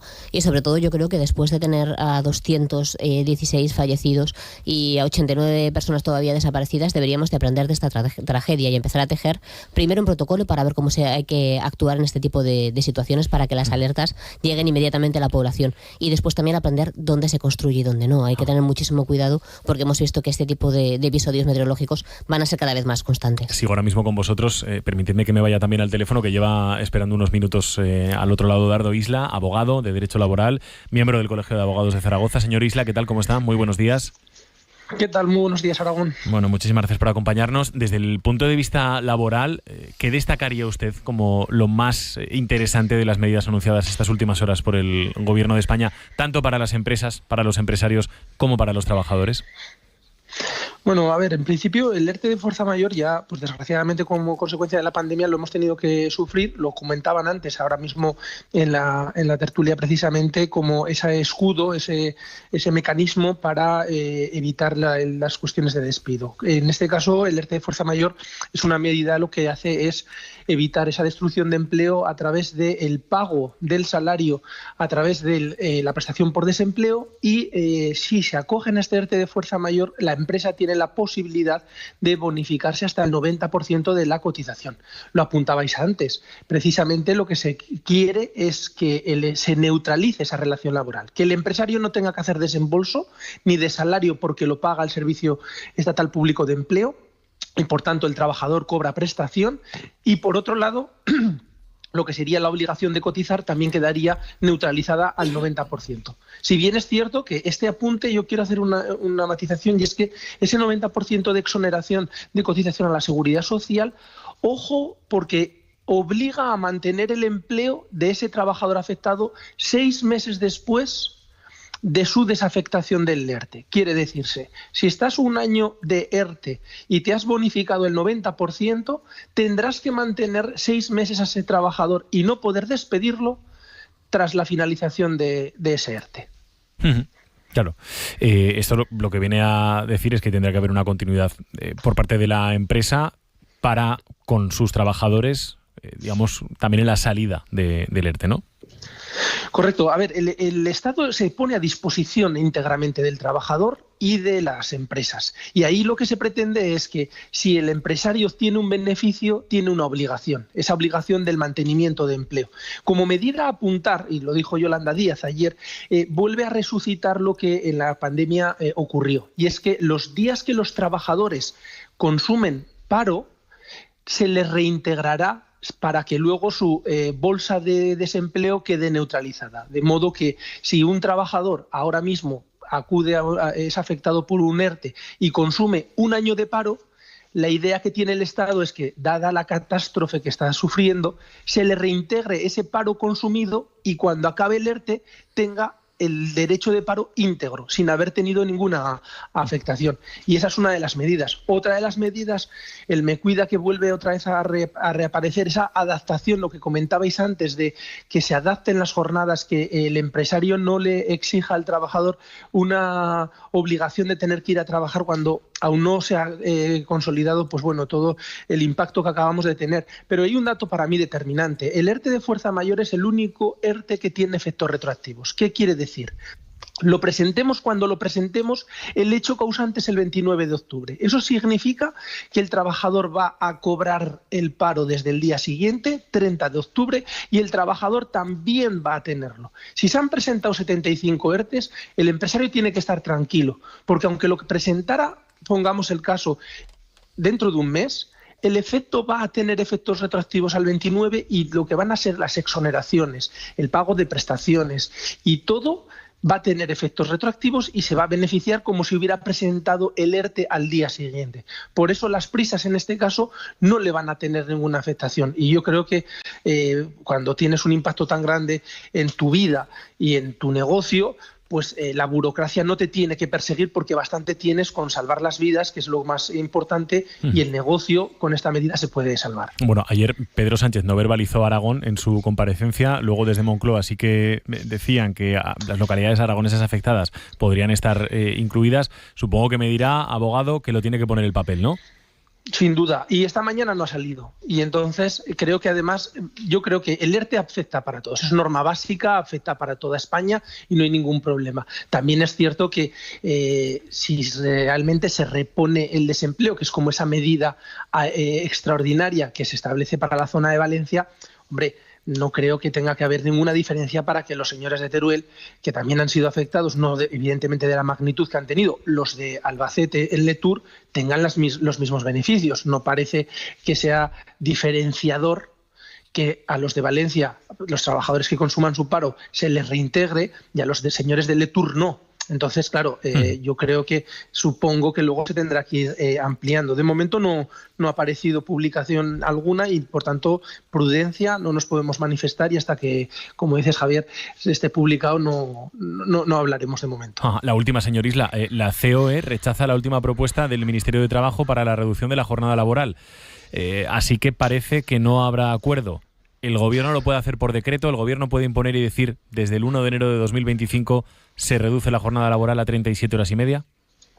Pues yo lo tengo apuntado el día 11 de noviembre en el calendario, precisamente porque parece ser que era la fecha en la que se habían puesto el último plazo para aprobar esta medida.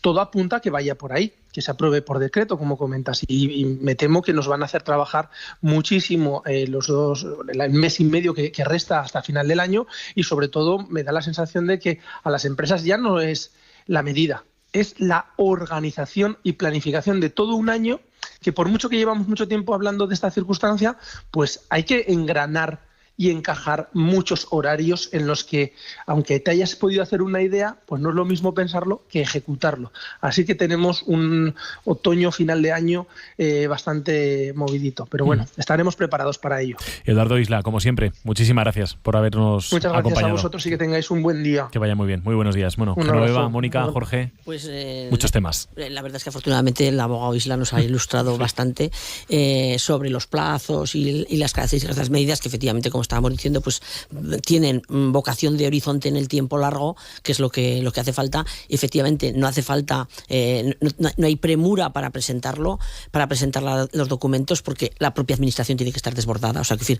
y también nos ponemos en el lugar del gestor público, ese pueblo que salva al pueblo, que en realidad es la administración, los servicios públicos, los que están ahí dando el callo a pie de barro y también administrando todo este tipo de ayudas, que es un trabajo ingente. Por lo tanto, seguramente todas las zonas, las oficinas del INAEM de Paiporta, que las habrá, y de las poblaciones alrededor de Valencia también estarán tan devastadas como las casas de los vecinos. O sea, que hay ahí una respuesta necesaria de la administración que también tendrá limitaciones y tendrá que adaptarse y dar respuesta.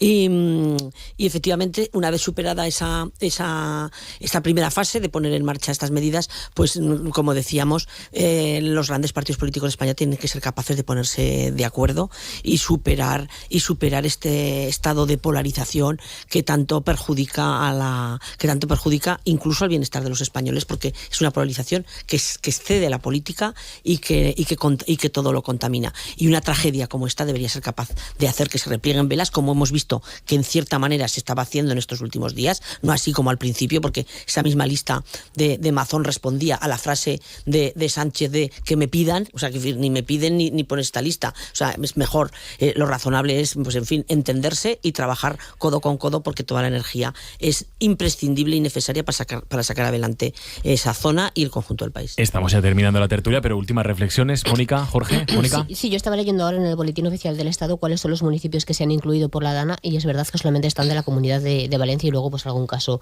como el de Letour en Castilla-La Mancha.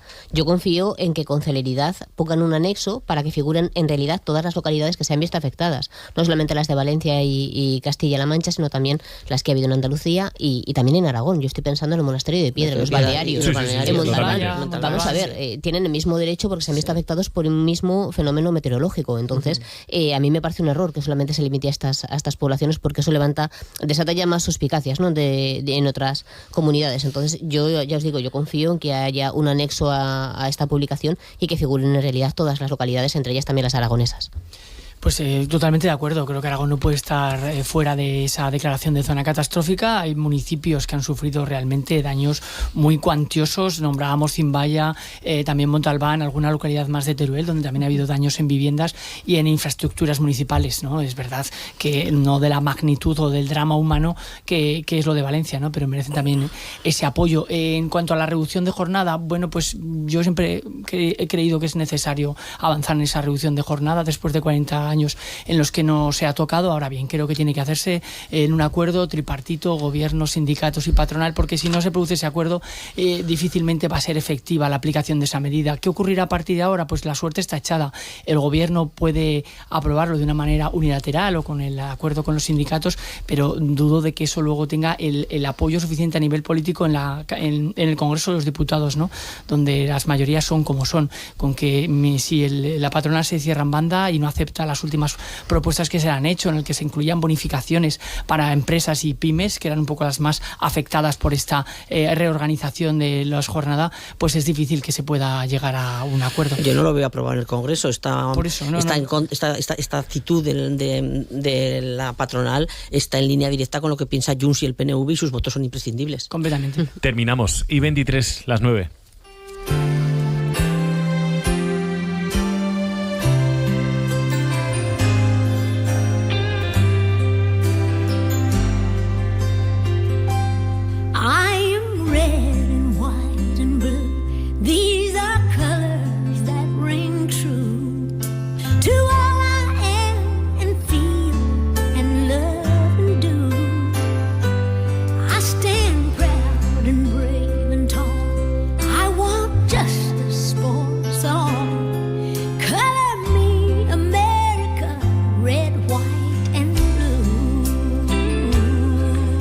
Esta mañana Genoveva Crespo, lógicamente inspirada en las elecciones de Estados Unidos. Genoveva. No quedaba otra. Es una canción de Dolly Parton, esta fenómena que hemos conocido gracias a nuestra querida compañera Bea Navarro, y su libro Dolly Parton, un retrato americano, porque es una de los grandes iconos de América. Y esta canción, Color Me America, es una de sus canciones más patrióticas, que es lo que con el espíritu con el que van a votar los americanos, de un color o de otro, y del amor precisamente a los colores de su bandera, rojo, blanco y azul. Y una letra en la que Dolly Parton, como me explicaba Beatriz, que le he pedido consejo, pues dice que es una canción en la que ella quería cobijar a todos los norteamericanos, ¿no? El resultado, la verdad, es que están tan dividido, y tan a favor del trumpismo, que no sabemos si todos se sentirán igual de cobijados en el tiempo que viene, dadas las proclamas que ha hecho Trump para conseguir su victoria, y que desgraciadamente pues le ha votado muchísima gente. Entonces hasta que va a poder convertirse por segunda vez en presidente, y va a ser el 47 presidente. Pero en fin, escuchemos a Dolly Parton.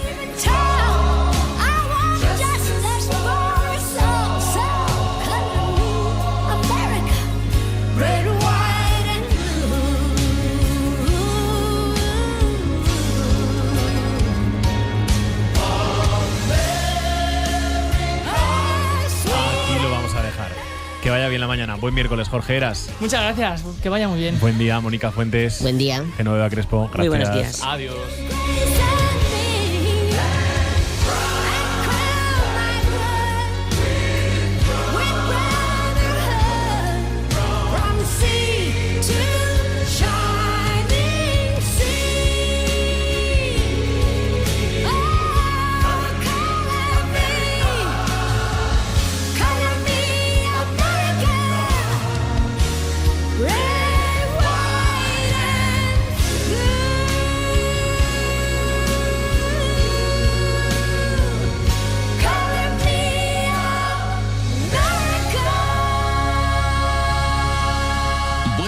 Aragón, con Javier de Sola. Poco a poco empieza a animar el estadio del Alcoraz. Este sábado no te puedes perder la edición especial de Aragón en Juego. Desde las 6 de la tarde, en el Alcoraz, Derbi Aragonés, Sociedad Deportiva Huesca, Real Zaragoza. Extraordinario el partido. Y a continuación, Valencia Básquet, Casademont Zaragoza. Con Jorge Hernández, el equipo de deportes y todos los oyentes de Aragón Radio. Escúchanos en la FM, en aragonradio.es o en nuestra aplicación móvil. Aragón Radio, con el deporte aragonés.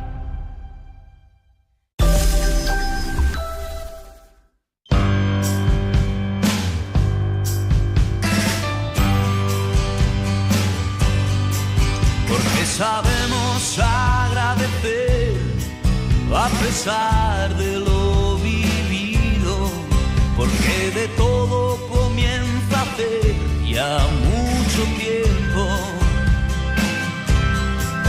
porque quien encontró el amor no lo buscaba tanto, porque las cosas cambian.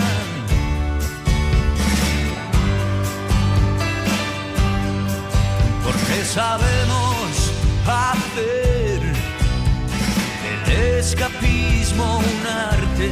Ángel de Castro, fotógrafo. Ángel, ¿qué tal? Muy buenos días. Hola, buenos días, Javi. Esta semana Ángel de Castro viene el miércoles en vez del martes, porque ayer estuvimos, ya saben, con el especial desde Catarroja, desde Valencia, pero no queríamos dejar de rescatar una imagen, una fotografía de su archivo. Esta además es muy especial para Ángel.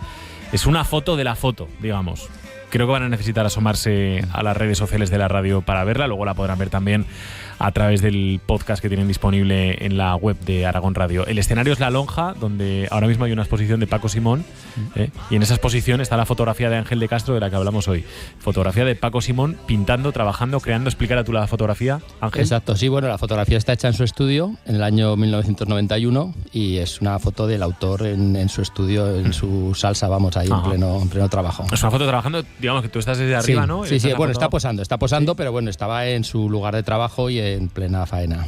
Claro, aquí la particularidad de la foto que pueden ver en la exposición, la foto de Ángel de Castro que pueden ver en la exposición de Paco Simón en La Lonja, la pueden ver todavía. Sí, hasta enero está, creo que hasta enero. Y de hecho esto es una excusa y es una invitación para que vayan a ver, ¿no? Para que todo el mundo vaya a ver la exposición, que está muy bien. Que tú esto es lo que querías hoy, Ángel. Convencer a la gente de que vaya a la exposición. Exacto, sí. ¿No? Esa es la idea, que la gente vaya a la exposición, que es muy bonita, y es toda la trayectoria de Paco Simón, que es un pintor que ha sido un referente en Aragón de la pintura. O sea, desde los años 80 hasta ahora es uno de los pintores más importantes. Ahora hablamos de él. Para entender mejor la foto y para entender mejor la figura y la obra de Paco Simón, reportaje de Ainara Güerri y de Javier Romaldo. En Buenos Días Aragón, el archivo de Ángel de Castro.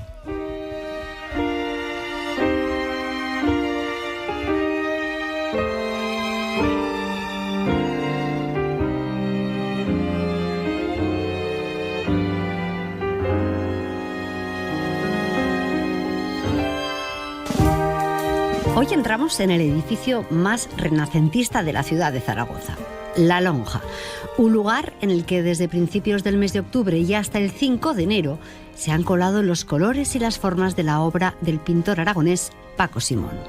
70 obras y una foto, la protagonista de hoy. De ella hablamos con Paco Rayo, también pintor, también artista, muy cercano a Simón, incluso colaborador suyo.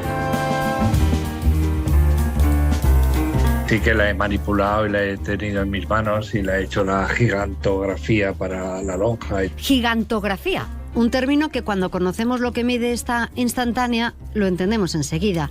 La que tenemos en la mano mide unos 3 centímetros, la que está en La Lonja más de 3 metros, pero el lugar lo merece. El tamaño grande es porque también La Lonja es muy grande. La Lonja no puedes llenarla de cuadritos pequeños, pues tendrías que poner 200 cuadros pequeñitos, ¿no? Las exposiciones estas en espacios muy grandes, muy abiertos y tan emblemáticos como es el Renacimiento, ¿no? La Lonja del Renacimiento, pues todo esto, las obras grandes se lucen mucho, ¿no? Y la foto es libre de interpretación. Un suelo en el que hay pintada una espiral, unos círculos y sobre ellos un pintor. Paco Simón levanta el brazo con el pincel en la mano y mira al cielo o mira al fotógrafo. ¿Qué transmite?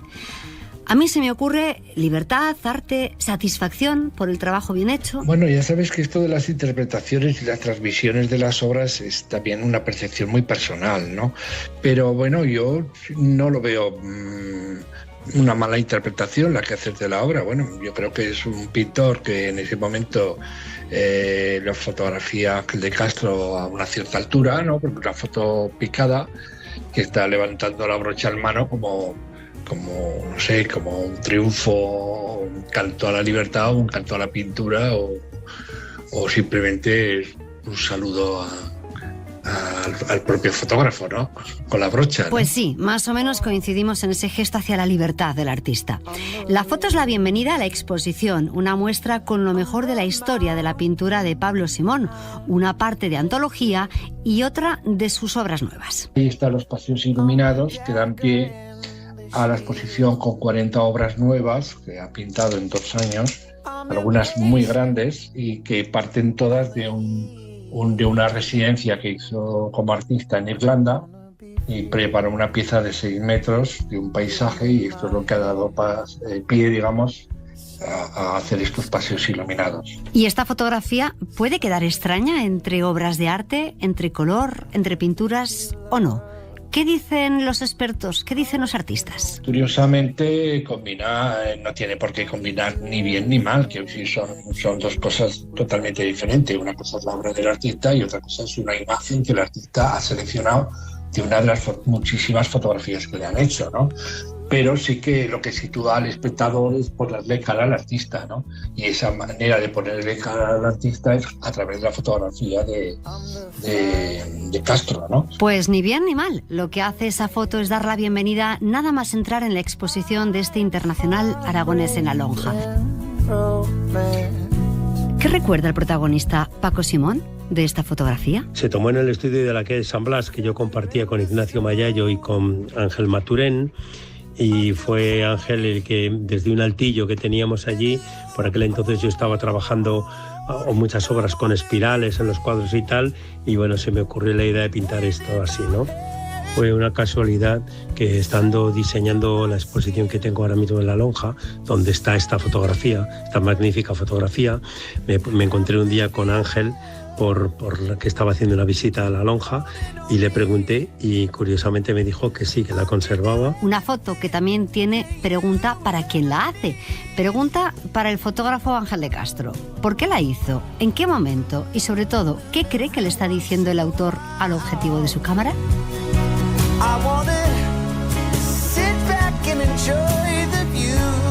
Pues Ángel de Castro eres tú, Ángel, así que esas preguntas son para ti. Bueno, pues no me la esperaba esta pregunta, pero a mí lo que me transmite esa foto es libertad. O sea, desde el punto de vista artístico, Paco es un artista totalmente libre, y en ese momento era un poco como un guiño a la Estatua de la Libertad, porque Paco había estado en Nueva York mucho tiempo pintando, era una ciudad que le inspiró mucho y le gustó mucho para trabajar allí. Uh-huh. Había vuelto de Nueva York y yo creo que es un poco un guiño a la Estatua de la Libertad, pero vamos, lo que me transmite esa foto, tanto por lo que él ha pintado en el suelo, como su gesto y su mirada y todo, es libertad artística en ese sentido. Uh-huh. ¿La foto por qué la haces? Esto fue para una entrevista del periódico de Aragón, sí. Uh-huh. Sí, para un reportaje. Fueron varias páginas, había varias fotos en este reportaje. Uh-huh. Había otras que estaba pintando, otras estaba... Pero esta era la foto principal del reportaje. Y me decías, Ángel, que es la fotografía tuya más grande que has visto, ¿no? Yo creo que sí, sí. ¿Cuántos centímetros o cuántos metros de fotografía? Pues lo ha dicho Paco Rayo. Yo estuve en La Lonja, además que yo sabía que esa foto la iba a utilizar Paco para la exposición, pero no sabía ni dónde la iba a poner ni en qué tamaño. Y el día que fui a la inauguración, que me invitó Paco, claro, entró y la veo a semejante altura. Creo que ha dicho Paco Rayo que 3 metros y medio. Sí, 3 metros y medio, y de anchura 1,5, algo así. O sea que yo creo que sí que es la foto más grande que he visto mía. Imagínate para imprimir eso, Ángel. No lo sé cómo lo habrán hecho, pero ha quedado muy bien, muy bien. La verdad es que además esa foto parte de una copia en blanco y negro, en 18x24. O sea, no tenía el negativo. Mira. Entonces de la copia de blanco y negro han hecho Paco Rayo muy bien, muy bien. Oye, Ángel, consejos para hacer una foto que luego queremos tener en grande en el salón de casa.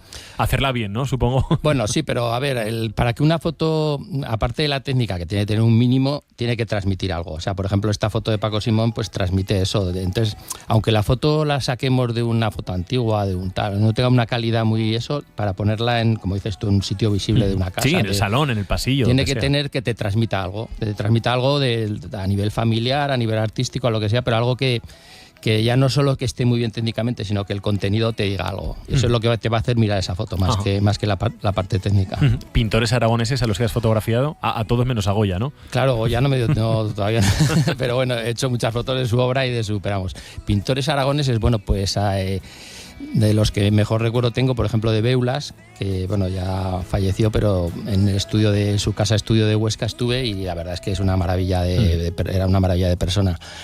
Y luego, pues ahora de los contemporáneos, pues he hecho fotos a a Alejandro Monge, que es un pintor joven muy bueno, de aquí de la zona. Él está también, a Eduardo Laborda y Iris Lázaro, también los he hecho fotos en sus estudios. Y luego, pues, ¿quién más? A ver, pues tenemos a Aransay, que falleció hace unos años, pero también lo retraté en su estudio. Y y casi todos, los que ha habido por Aragón, casi todos, sí. Ya decimos, una excusa para visitar una exposición que hay en la Lonja de Zaragoza. Los lunes cerrado, los martes, miércoles, jueves, viernes, sábado, de martes a sábado, de 10 a 2 y de 5 a 9, los domingos de 10 a 2 y media. En Navidad, horarios especiales, evidentemente. Ángel. Y va a ser una exposición que a la gente le va a gustar mucho, porque es una buena exposición de las mejores que han pasado por Zaragoza últimamente. Hashtag recomendamos, ¿no? Que dicen ahora los modernos. Que vaya muy bien, Ángel. Muchísimas gracias. Gracias. Abrazo fuerte. Un abrazo.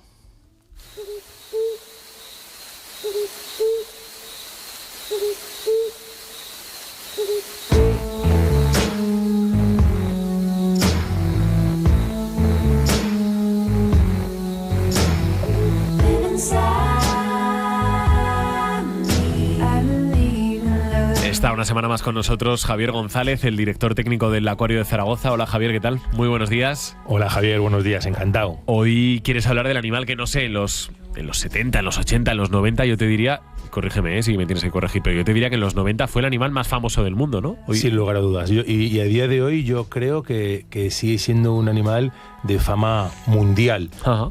Pero efectivamente fueron los 80, 90 cuando este animal era un referente de la ciudad donde estaba, pero un referente internacional. Hoy vamos a hablar de Copito de Nieve, el único gorila albino del mundo del que se tiene constancia. Efectivamente, Copito de Nieve, como decíamos, el único gorila albino del mundo que llegó a Barcelona en 1968 y durante 37, 38 años fue la estrella del zoológico y la estrella de la ciudad de Barcelona. No tengo el dato turístico, pero estoy segurísimo que durante muchos años ver a Copito de Nieve competía con ver la Sagrada Familia, competía con ver... Seguro, estoy convencido, porque a nivel zoológico fue un evento absolutamente extraordinario y que a día de hoy no se ha repetido nada igual. Ajá. Bueno, yo recuerdo haber ido de propio a ver a Copito de Nieve, al Zoo de Barcelona, sí. Y yo como buen bichero también he ido a verle varias veces. ¿Cuál es la historia de Copito de Nieve, Javier? Pues fíjate, la historia, Copito de Nieve se encontró en el año 66 en lo que era la Guinea Española, porque aunque muchos no lo sabemos o no hemos caído o no caemos en ello, los dominios del Reino de España durante más de 200 años tenían zonas de África continental, no también insular, y teníamos gorilas, leones, guepardo. Yo tengo un libro interesantísimo del año 40 y tantos donde hacen un inventario de la isla de Bioko, los bichos que hay, pues había bichos como los que hay en esto es África tropical. Uh-huh. Y había gorila de costa, y había gacelas, y había animales típicamente que vemos en los documentales. Y no asociamos a España ni mucho menos, pues lo tuvimos hasta el año 68, que perdimos la colonia y pasó de ser Guinea Española a Guinea Ecuatorial. Esto es un buen titular, ¿eh? En España había leones, jirafas, elefantes y gorilas hasta el 60 y tantos. Y volviendo a la historia que me decías, pues en el año 66 un agricultor vio que estaban devorando sus plataneras esto está totalmente documentado, unos gorilas, mató a los gorilas, y cuando fue a ver los cadáveres encontró que debajo de una gran hembra había un animalito que pesaba unos 6-7 kilos. ¿Y cuál fue su sorpresa cuando lo cogió? Vio que estaba vivo y vio que era un gorila totalmente albino. Este agricultor, en aquella época, había en la Guinea Española un centro de experimentación zoológica en Icuande, que lo gestionaba el Ayuntamiento de Barcelona, en colaboración con el zoo, y había un investigador que se llamaba Jordi Sabaté Pi, un primatólogo que luego fue primatólogo muy famoso, y este agricultor pues fue a hacer caja. Y le dijo, mira lo que tengo, y Jordi Sabaté, al momento vio el valor que tenía eso, y se lo compró por 15.000 pesetas. Por 15.000 pesetas. Lo tuvo en este centro de presentación durante 2 o 3 semanas y luego lo llevó al Zoo de Barcelona, donde estuvo hasta el año 2003, que murió. Por lo cual la historia tiene ya un toque hasta romántico y hasta aventurero. Digamos que hizo mejor negocio el que compró que el que vendió. Aunque el que vendió pensó que estaba haciendo mejor negocio que el que se lo vendía. Sin lugar a dudas. A mí siempre me cuesta mucho hablar de los bichos con un valor económico, aunque lo tienen, pero efectivamente el precio a día de hoy, el precio de un ejemplar de gorila albino, yo no tengo ni idea, pero sería cientos y cientos de miles de euros porque es un animal, ya os digo, te digo, Javier. Sí, único. Único en el mundo, Único, o sea, no he vuelto a ver otro en el mundo. ¿Por qué era albino Copito de Nieve? Pues porque al final tenía una enfermedad que le provocaba que tuviera ausencia de pigmentación, de melanina en sus células. O sea, realmente el albinismo es consecuencia de un gen recesivo, por eso es tan poco frecuente, cuando se reproduce, o sea, cuando hay un cigoto y los dos, el espermatozoide y el óvulo, llevan ese gen recesivo de albinismo, hay un porcentaje muy pequeño de desarrollarlo. Y en este caso, este animal lo desarrolló. Es paradójico porque ese color de piel que le salvó la vida, el ser albino le provocó que este agricultor hiciera negocio con él y le salvó la vida, pero al mismo tiempo le provocó unos grandísimos problemas de salud. El albinismo va vinculado a problemas de ojos, a cataratas, a problemas de cáncer de piel, a problemas de sordera incluso. Y Copito de Nieve, después de vivir 39 años en el Zoo de Barcelona, recordemos que la Fatu, la hembra esta del Zoo de Berlín, ha llegado a los 66, por lo cual 39 años es buena edad, pero no es muchísima edad. Pues Copito de Nieve en 2003 murió a causa de un cáncer de piel, por lo cual este albinismo le dio la vida y a la vez le costó la vida. ¿Qué supuso, Javier, para el mundo de la ciencia y, en fin, también para el Zoo de Barcelona, la aparición, el hallazgo de Copito de Nieve? Pues realmente es un hecho tan absolutamente singular que tiene para mí dos vertientes importantes a nivel científico y divulgativo. La primera vertiente es el valor de poder trabajar con un animal salvaje albino y ver los problemas de salud que puede acarrear y ver su mantenimiento y ver las necesidades que tiene y estudiar esta patología en un ejemplar salvaje. Y luego para mí tuvo otra segunda vertiente, para mí casi más importante como zoólogo y como amante de los zoos y acuarios del siglo XXI, es que con Copito de Nieve se empezó a investigar el mantenimiento de gorilas en cautividad, pensando en su bienestar, pensando en sus necesidades, en su dieta. Porque Copito de Nieve, fíjate, cuando llegó a Barcelona en el año 19, en España no había gorilas. Y fíjate lo que te digo, en los primeros 2 años los mantuvo el veterinario del Zoo de Barcelona con su mujer, que se llamaba María, en su casa como un hijo. ¿Cómo que en su casa? Sí, en su casa, se llevó a su casa. ¿En su casa? En su casa, porque en el Zoo de Barcelona no había gorilas, no había ni instalación de gorilas, y se llevó el veterinario, porque además necesitaba unos cuidados muy especiales, y estuvo 2 años en su casa. Y si vas a las redes, hay fotos de Mari, abrazando al gorila, porque el gorila cuando tuvo que dejar a sus padres adoptivos y incorporarse al Zoo de Barcelona, tuvo que tener como los niños en los colegios, un periodo de adaptación, porque el gorila entendía que eran sus padres. Hoy se ha visto que eso es una burrada. Hoy se ha visto, después de 50 años de trabajar con gorilas, se ha visto que los gorilas tienen que tener una conducta salvaje, tienen que ser cuidados, en este caso no existían los padres, pero cuidados dentro de su manada, dentro de su grupo social, y que no tiene sentido que lo cuide. Incluso en muchos zoológicos, en ciertas ocasiones, se tensa la cuerda sin que la vida de la cría corra peligro, para obligar a esa madre a que cuide el hijo. La naturaleza es un periodo de aprendizaje, Javier, que las primeras crías mueren. En la Guinea Ecuatorial, si una mamá gorila cría es novata y no se cuida a su cría, la cría muere, y es ese aprendizaje el que permite que la segunda, tercera, cuarta cría pueda salir adelante. Por lo cual este animal permitió desarrollar ese conocimiento. Luego Jordi Sabaté-Pi, que era una persona sin carrera y luego fue doctor por la Universidad de Harvard, se hizo primatólogo y empezó a estudiarse en España y en Europa lo que suponía mantener estos homínidos en cautividad, sus necesidades de dieta, necesidades de bienestar animal, necesidades de instalación, de confort, por lo cual fueron 2 vertientes muy interesantes, aparte de poner a los zoológicos como centros. En esa época eran más centros de divulgación y de ocio, los dos han evolucionado, pero fue un hecho muy, muy extraordinario. Y fíjate si era importante, Javier, que en el año 67 fue portada de la revista más prestigiosa del mundo, de National Geographic. Portada Copito de Nieve. Sí. Increíble. Sí, esa foto hay que buscarla, la verdad es que es muy curiosa.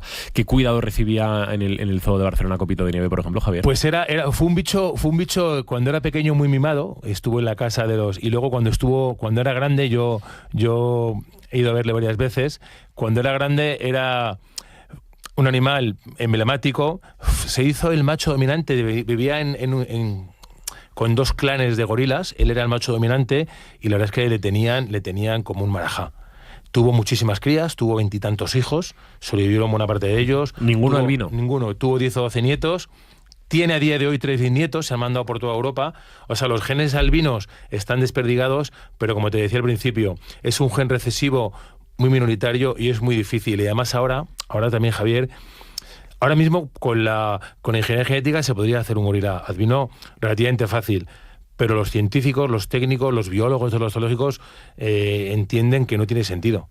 O sea, ¿para qué vamos a producir un gorila albino? ¿Para qué? ¿Para que sea un espectáculo? No. Los zoológicos nos encargamos de educar para conservar, por lo cual no se está provocando. Si de forma natural sale, pues saldrá, pero no se está forzando a nivel de ingeniería genética producir ese gorila albino porque no tendría sentido hoy por hoy. Sería provocar el nacimiento de un animal que nacería ya con una enfermedad. El albinismo es una enfermedad, por eso la evolución, este animal en la naturaleza hubiera muerto seguro este animal en la naturaleza, no hubiera sobrevivido, porque acarrea muchos problemas de salud, de sordera, de vista, de cáncer de piel, así que hoy por hoy no se busca ese albinismo. Si aparece, aparecerá, pero esos 22 hijos, 11 nietos y tantos bisnietos, de momento no han sido albinos. Pero Copito era un animal, y además yo he conocido a Víctor Prat, que era el cuidador y tengo amistad con Víctor Prat, que ahora está jubilado ya, y me decía: Javier, le teníamos malcriado. Era la estrella del zoológico, le teníamos malcriado. Lo que Copito quería, lo llamaban el Foquet de Neu, lo llamaban en Barcelona, y le tiraban un animal muy mimado, muy mimado. Claro, esto nos sitúa ya en la última pregunta que te iba a hacer, después de Copito, ¿qué? Después de Copito, digamos que no se ha intentado replicar un Copito, ¿no? El objetivo de Copito fue aprender de su albinismo, fue dar un empujón a los zoológicos, pero Copito permitió, como antes comentábamos, incrementar ese conocimiento de un grupo animal como son los homínidos, como son los gorilas, gibones, orangutanes y chimpancés y bonobos, que ha permitido reforzar sus cuidados en la naturaleza, reforzar sus necesidades veterinarias, su bienestar en los zoológicos, herramienta educativa. Realmente ha sido un emblema que ha hecho que ese grupo animal pueda alcanzar y pueda ser trabajado para llegar a tener esos estándares que tenemos que tener, porque como hemos hablado también alguna vez con la famosa Fatu, la gorila esta de Berlín, es que son nuestros primos, Javier, es que estos homínidos son nuestros primos cercanos, por lo cual se merecen nuestro máximo respeto, nuestro máximo cuidado y desde luego conservarlos como primos. Iba a decir lejanos, no, primos cercanos, que son nuestros. Javier González, director técnico del Acuario de Zaragoza. Muchísimas gracias, como siempre. Que vaya muy bien, Javier. Gracias y buen día. El día en que murió Copito de Nieve, yo tenía una empanada terrible en la mente. El contrainformativo. De inútil profesional. Con Juan Luis Saldaña. El día en que murió Copito de Nieve, se abrieron 4 cimas en la puerta de Renfe y me apunté a un casting de Peter Pan. El día en que murió Copito de Nieve, salía chapapote por el retrete y yo tenía que decidir algo ya.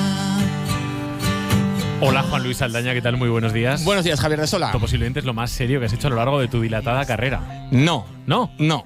He hecho cosas más serias todavía. Más todavía. Pero el día en que murió Copito de Nieve, yo en un año de mi vida toqué fondo. Y yo tenía una relación íntima con Copito de Nieve. Iba a verlo, la primera vez que fui a verlo, estaba expandiendo sus excrementos por el cristal.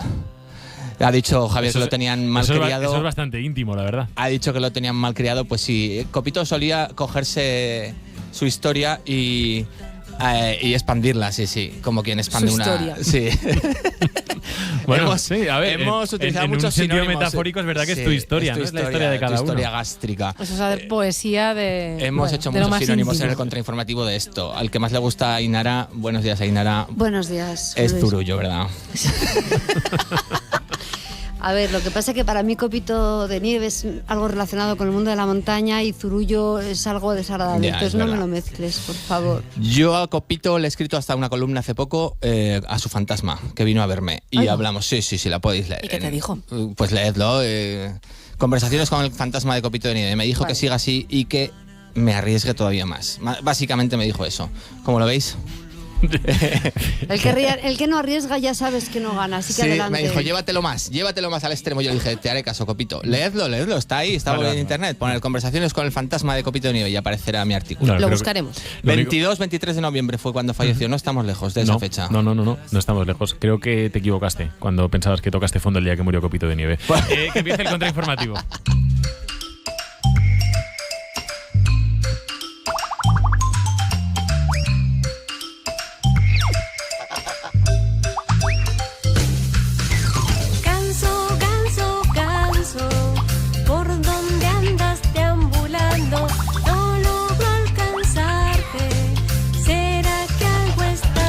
La sonrisa de un ganso arrasa en internet. ¿Habéis visto alguna vez un ganso sonreír? ¿No? No.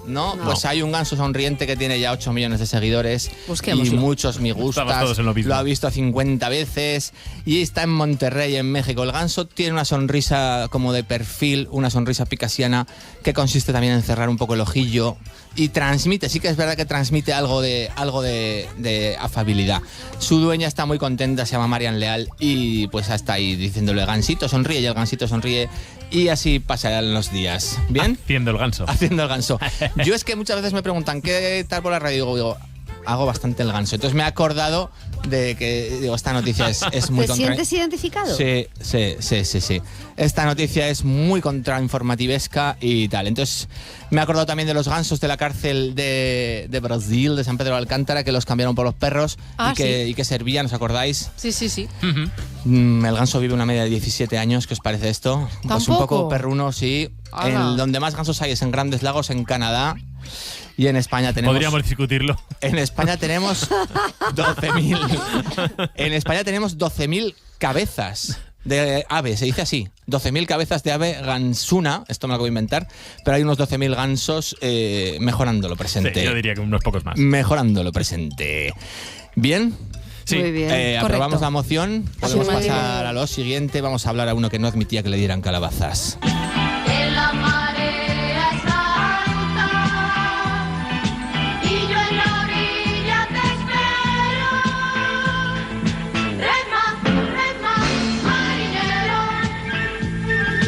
Un hombre de Oregón, no es de Oregón TV ni de Oregón Radio, pero podría serlo, rema en una calabaza a lo largo de 73 kilómetros y rompe un récord mundial. Es un cultivador de calabazas gigantes, las vacía y las convierte en barcas. Hemos visto un tío que creía cruzar el Atlántico en un váter gigante, pero ahora vemos un tipo que se llama Gary Christensen de Happy Valley en Del Estados Valle Unidos. Feliz. Sí, Qué hombre, bonito. le pega. Y la calabaza, os digo cuánto pesaba, pues pesaba 550 kilos. Y la distancia que consiguió hacer fueron 73 kilómetros. Como para darle calabazas. Este tío hace de lo malo bueno, de la negación hace virtud. Imagínate el puré que tiene que salir de esa calabaza. Madre mía. ¿Sois mucho de crema de calabaza? Sí. Siempre. Sí. Fan número 1. Con queso. ¿Y el escondebrocolismo cómo lo llevas, de sola? ¿Cómo?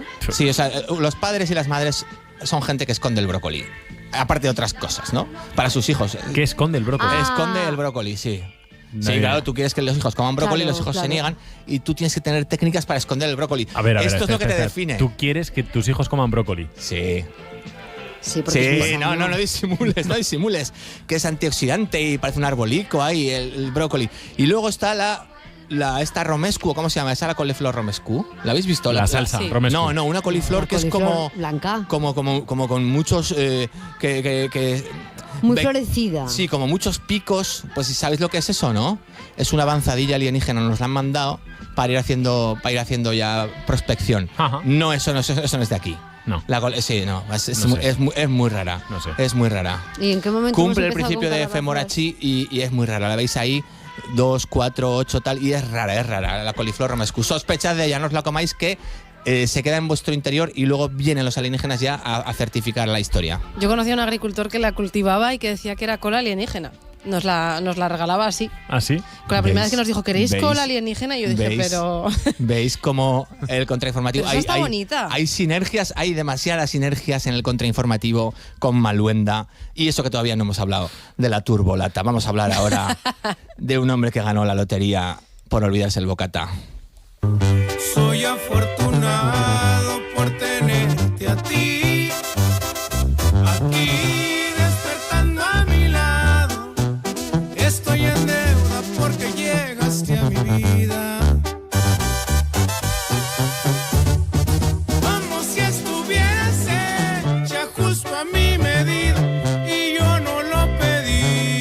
arbolito me llegó y vale el doble así. Un regalo de Dios. Pues un hombre de Missouri ganó un premio de lotería de 3 millones después de olvidar su almuerzo. Esperanza, algún día si te olvidas el bocata no pasa nada, que tú y tu bocata tenéis una relación especial. Muy especial. Entonces bajó, se fue, llevaba $60, no iba mal servido, y se fue a una tienda y se gastó en el almuerzo 20 y dijo, ¿y qué hago con el resto? Y el tío pues le iba un poco el barro, dijo, me voy a comprar un rasca.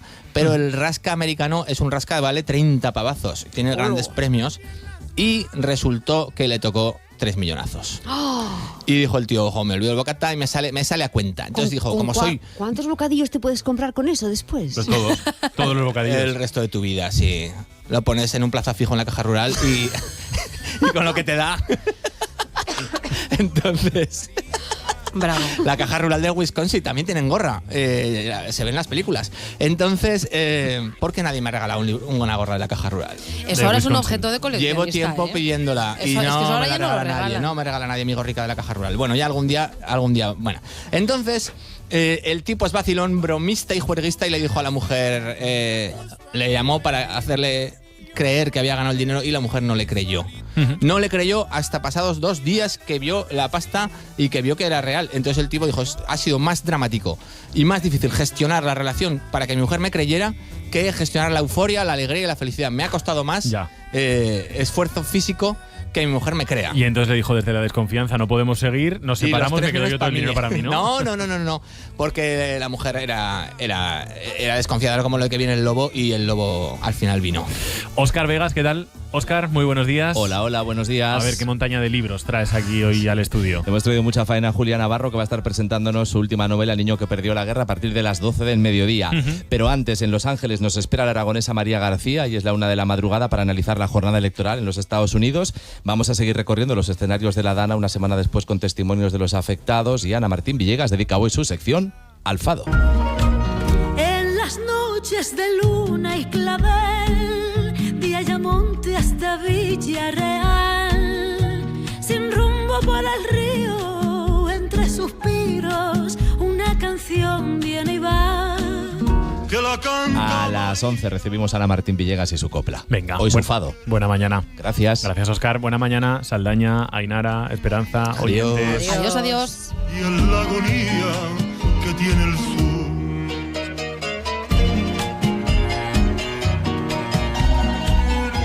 Buenos días, Aragón.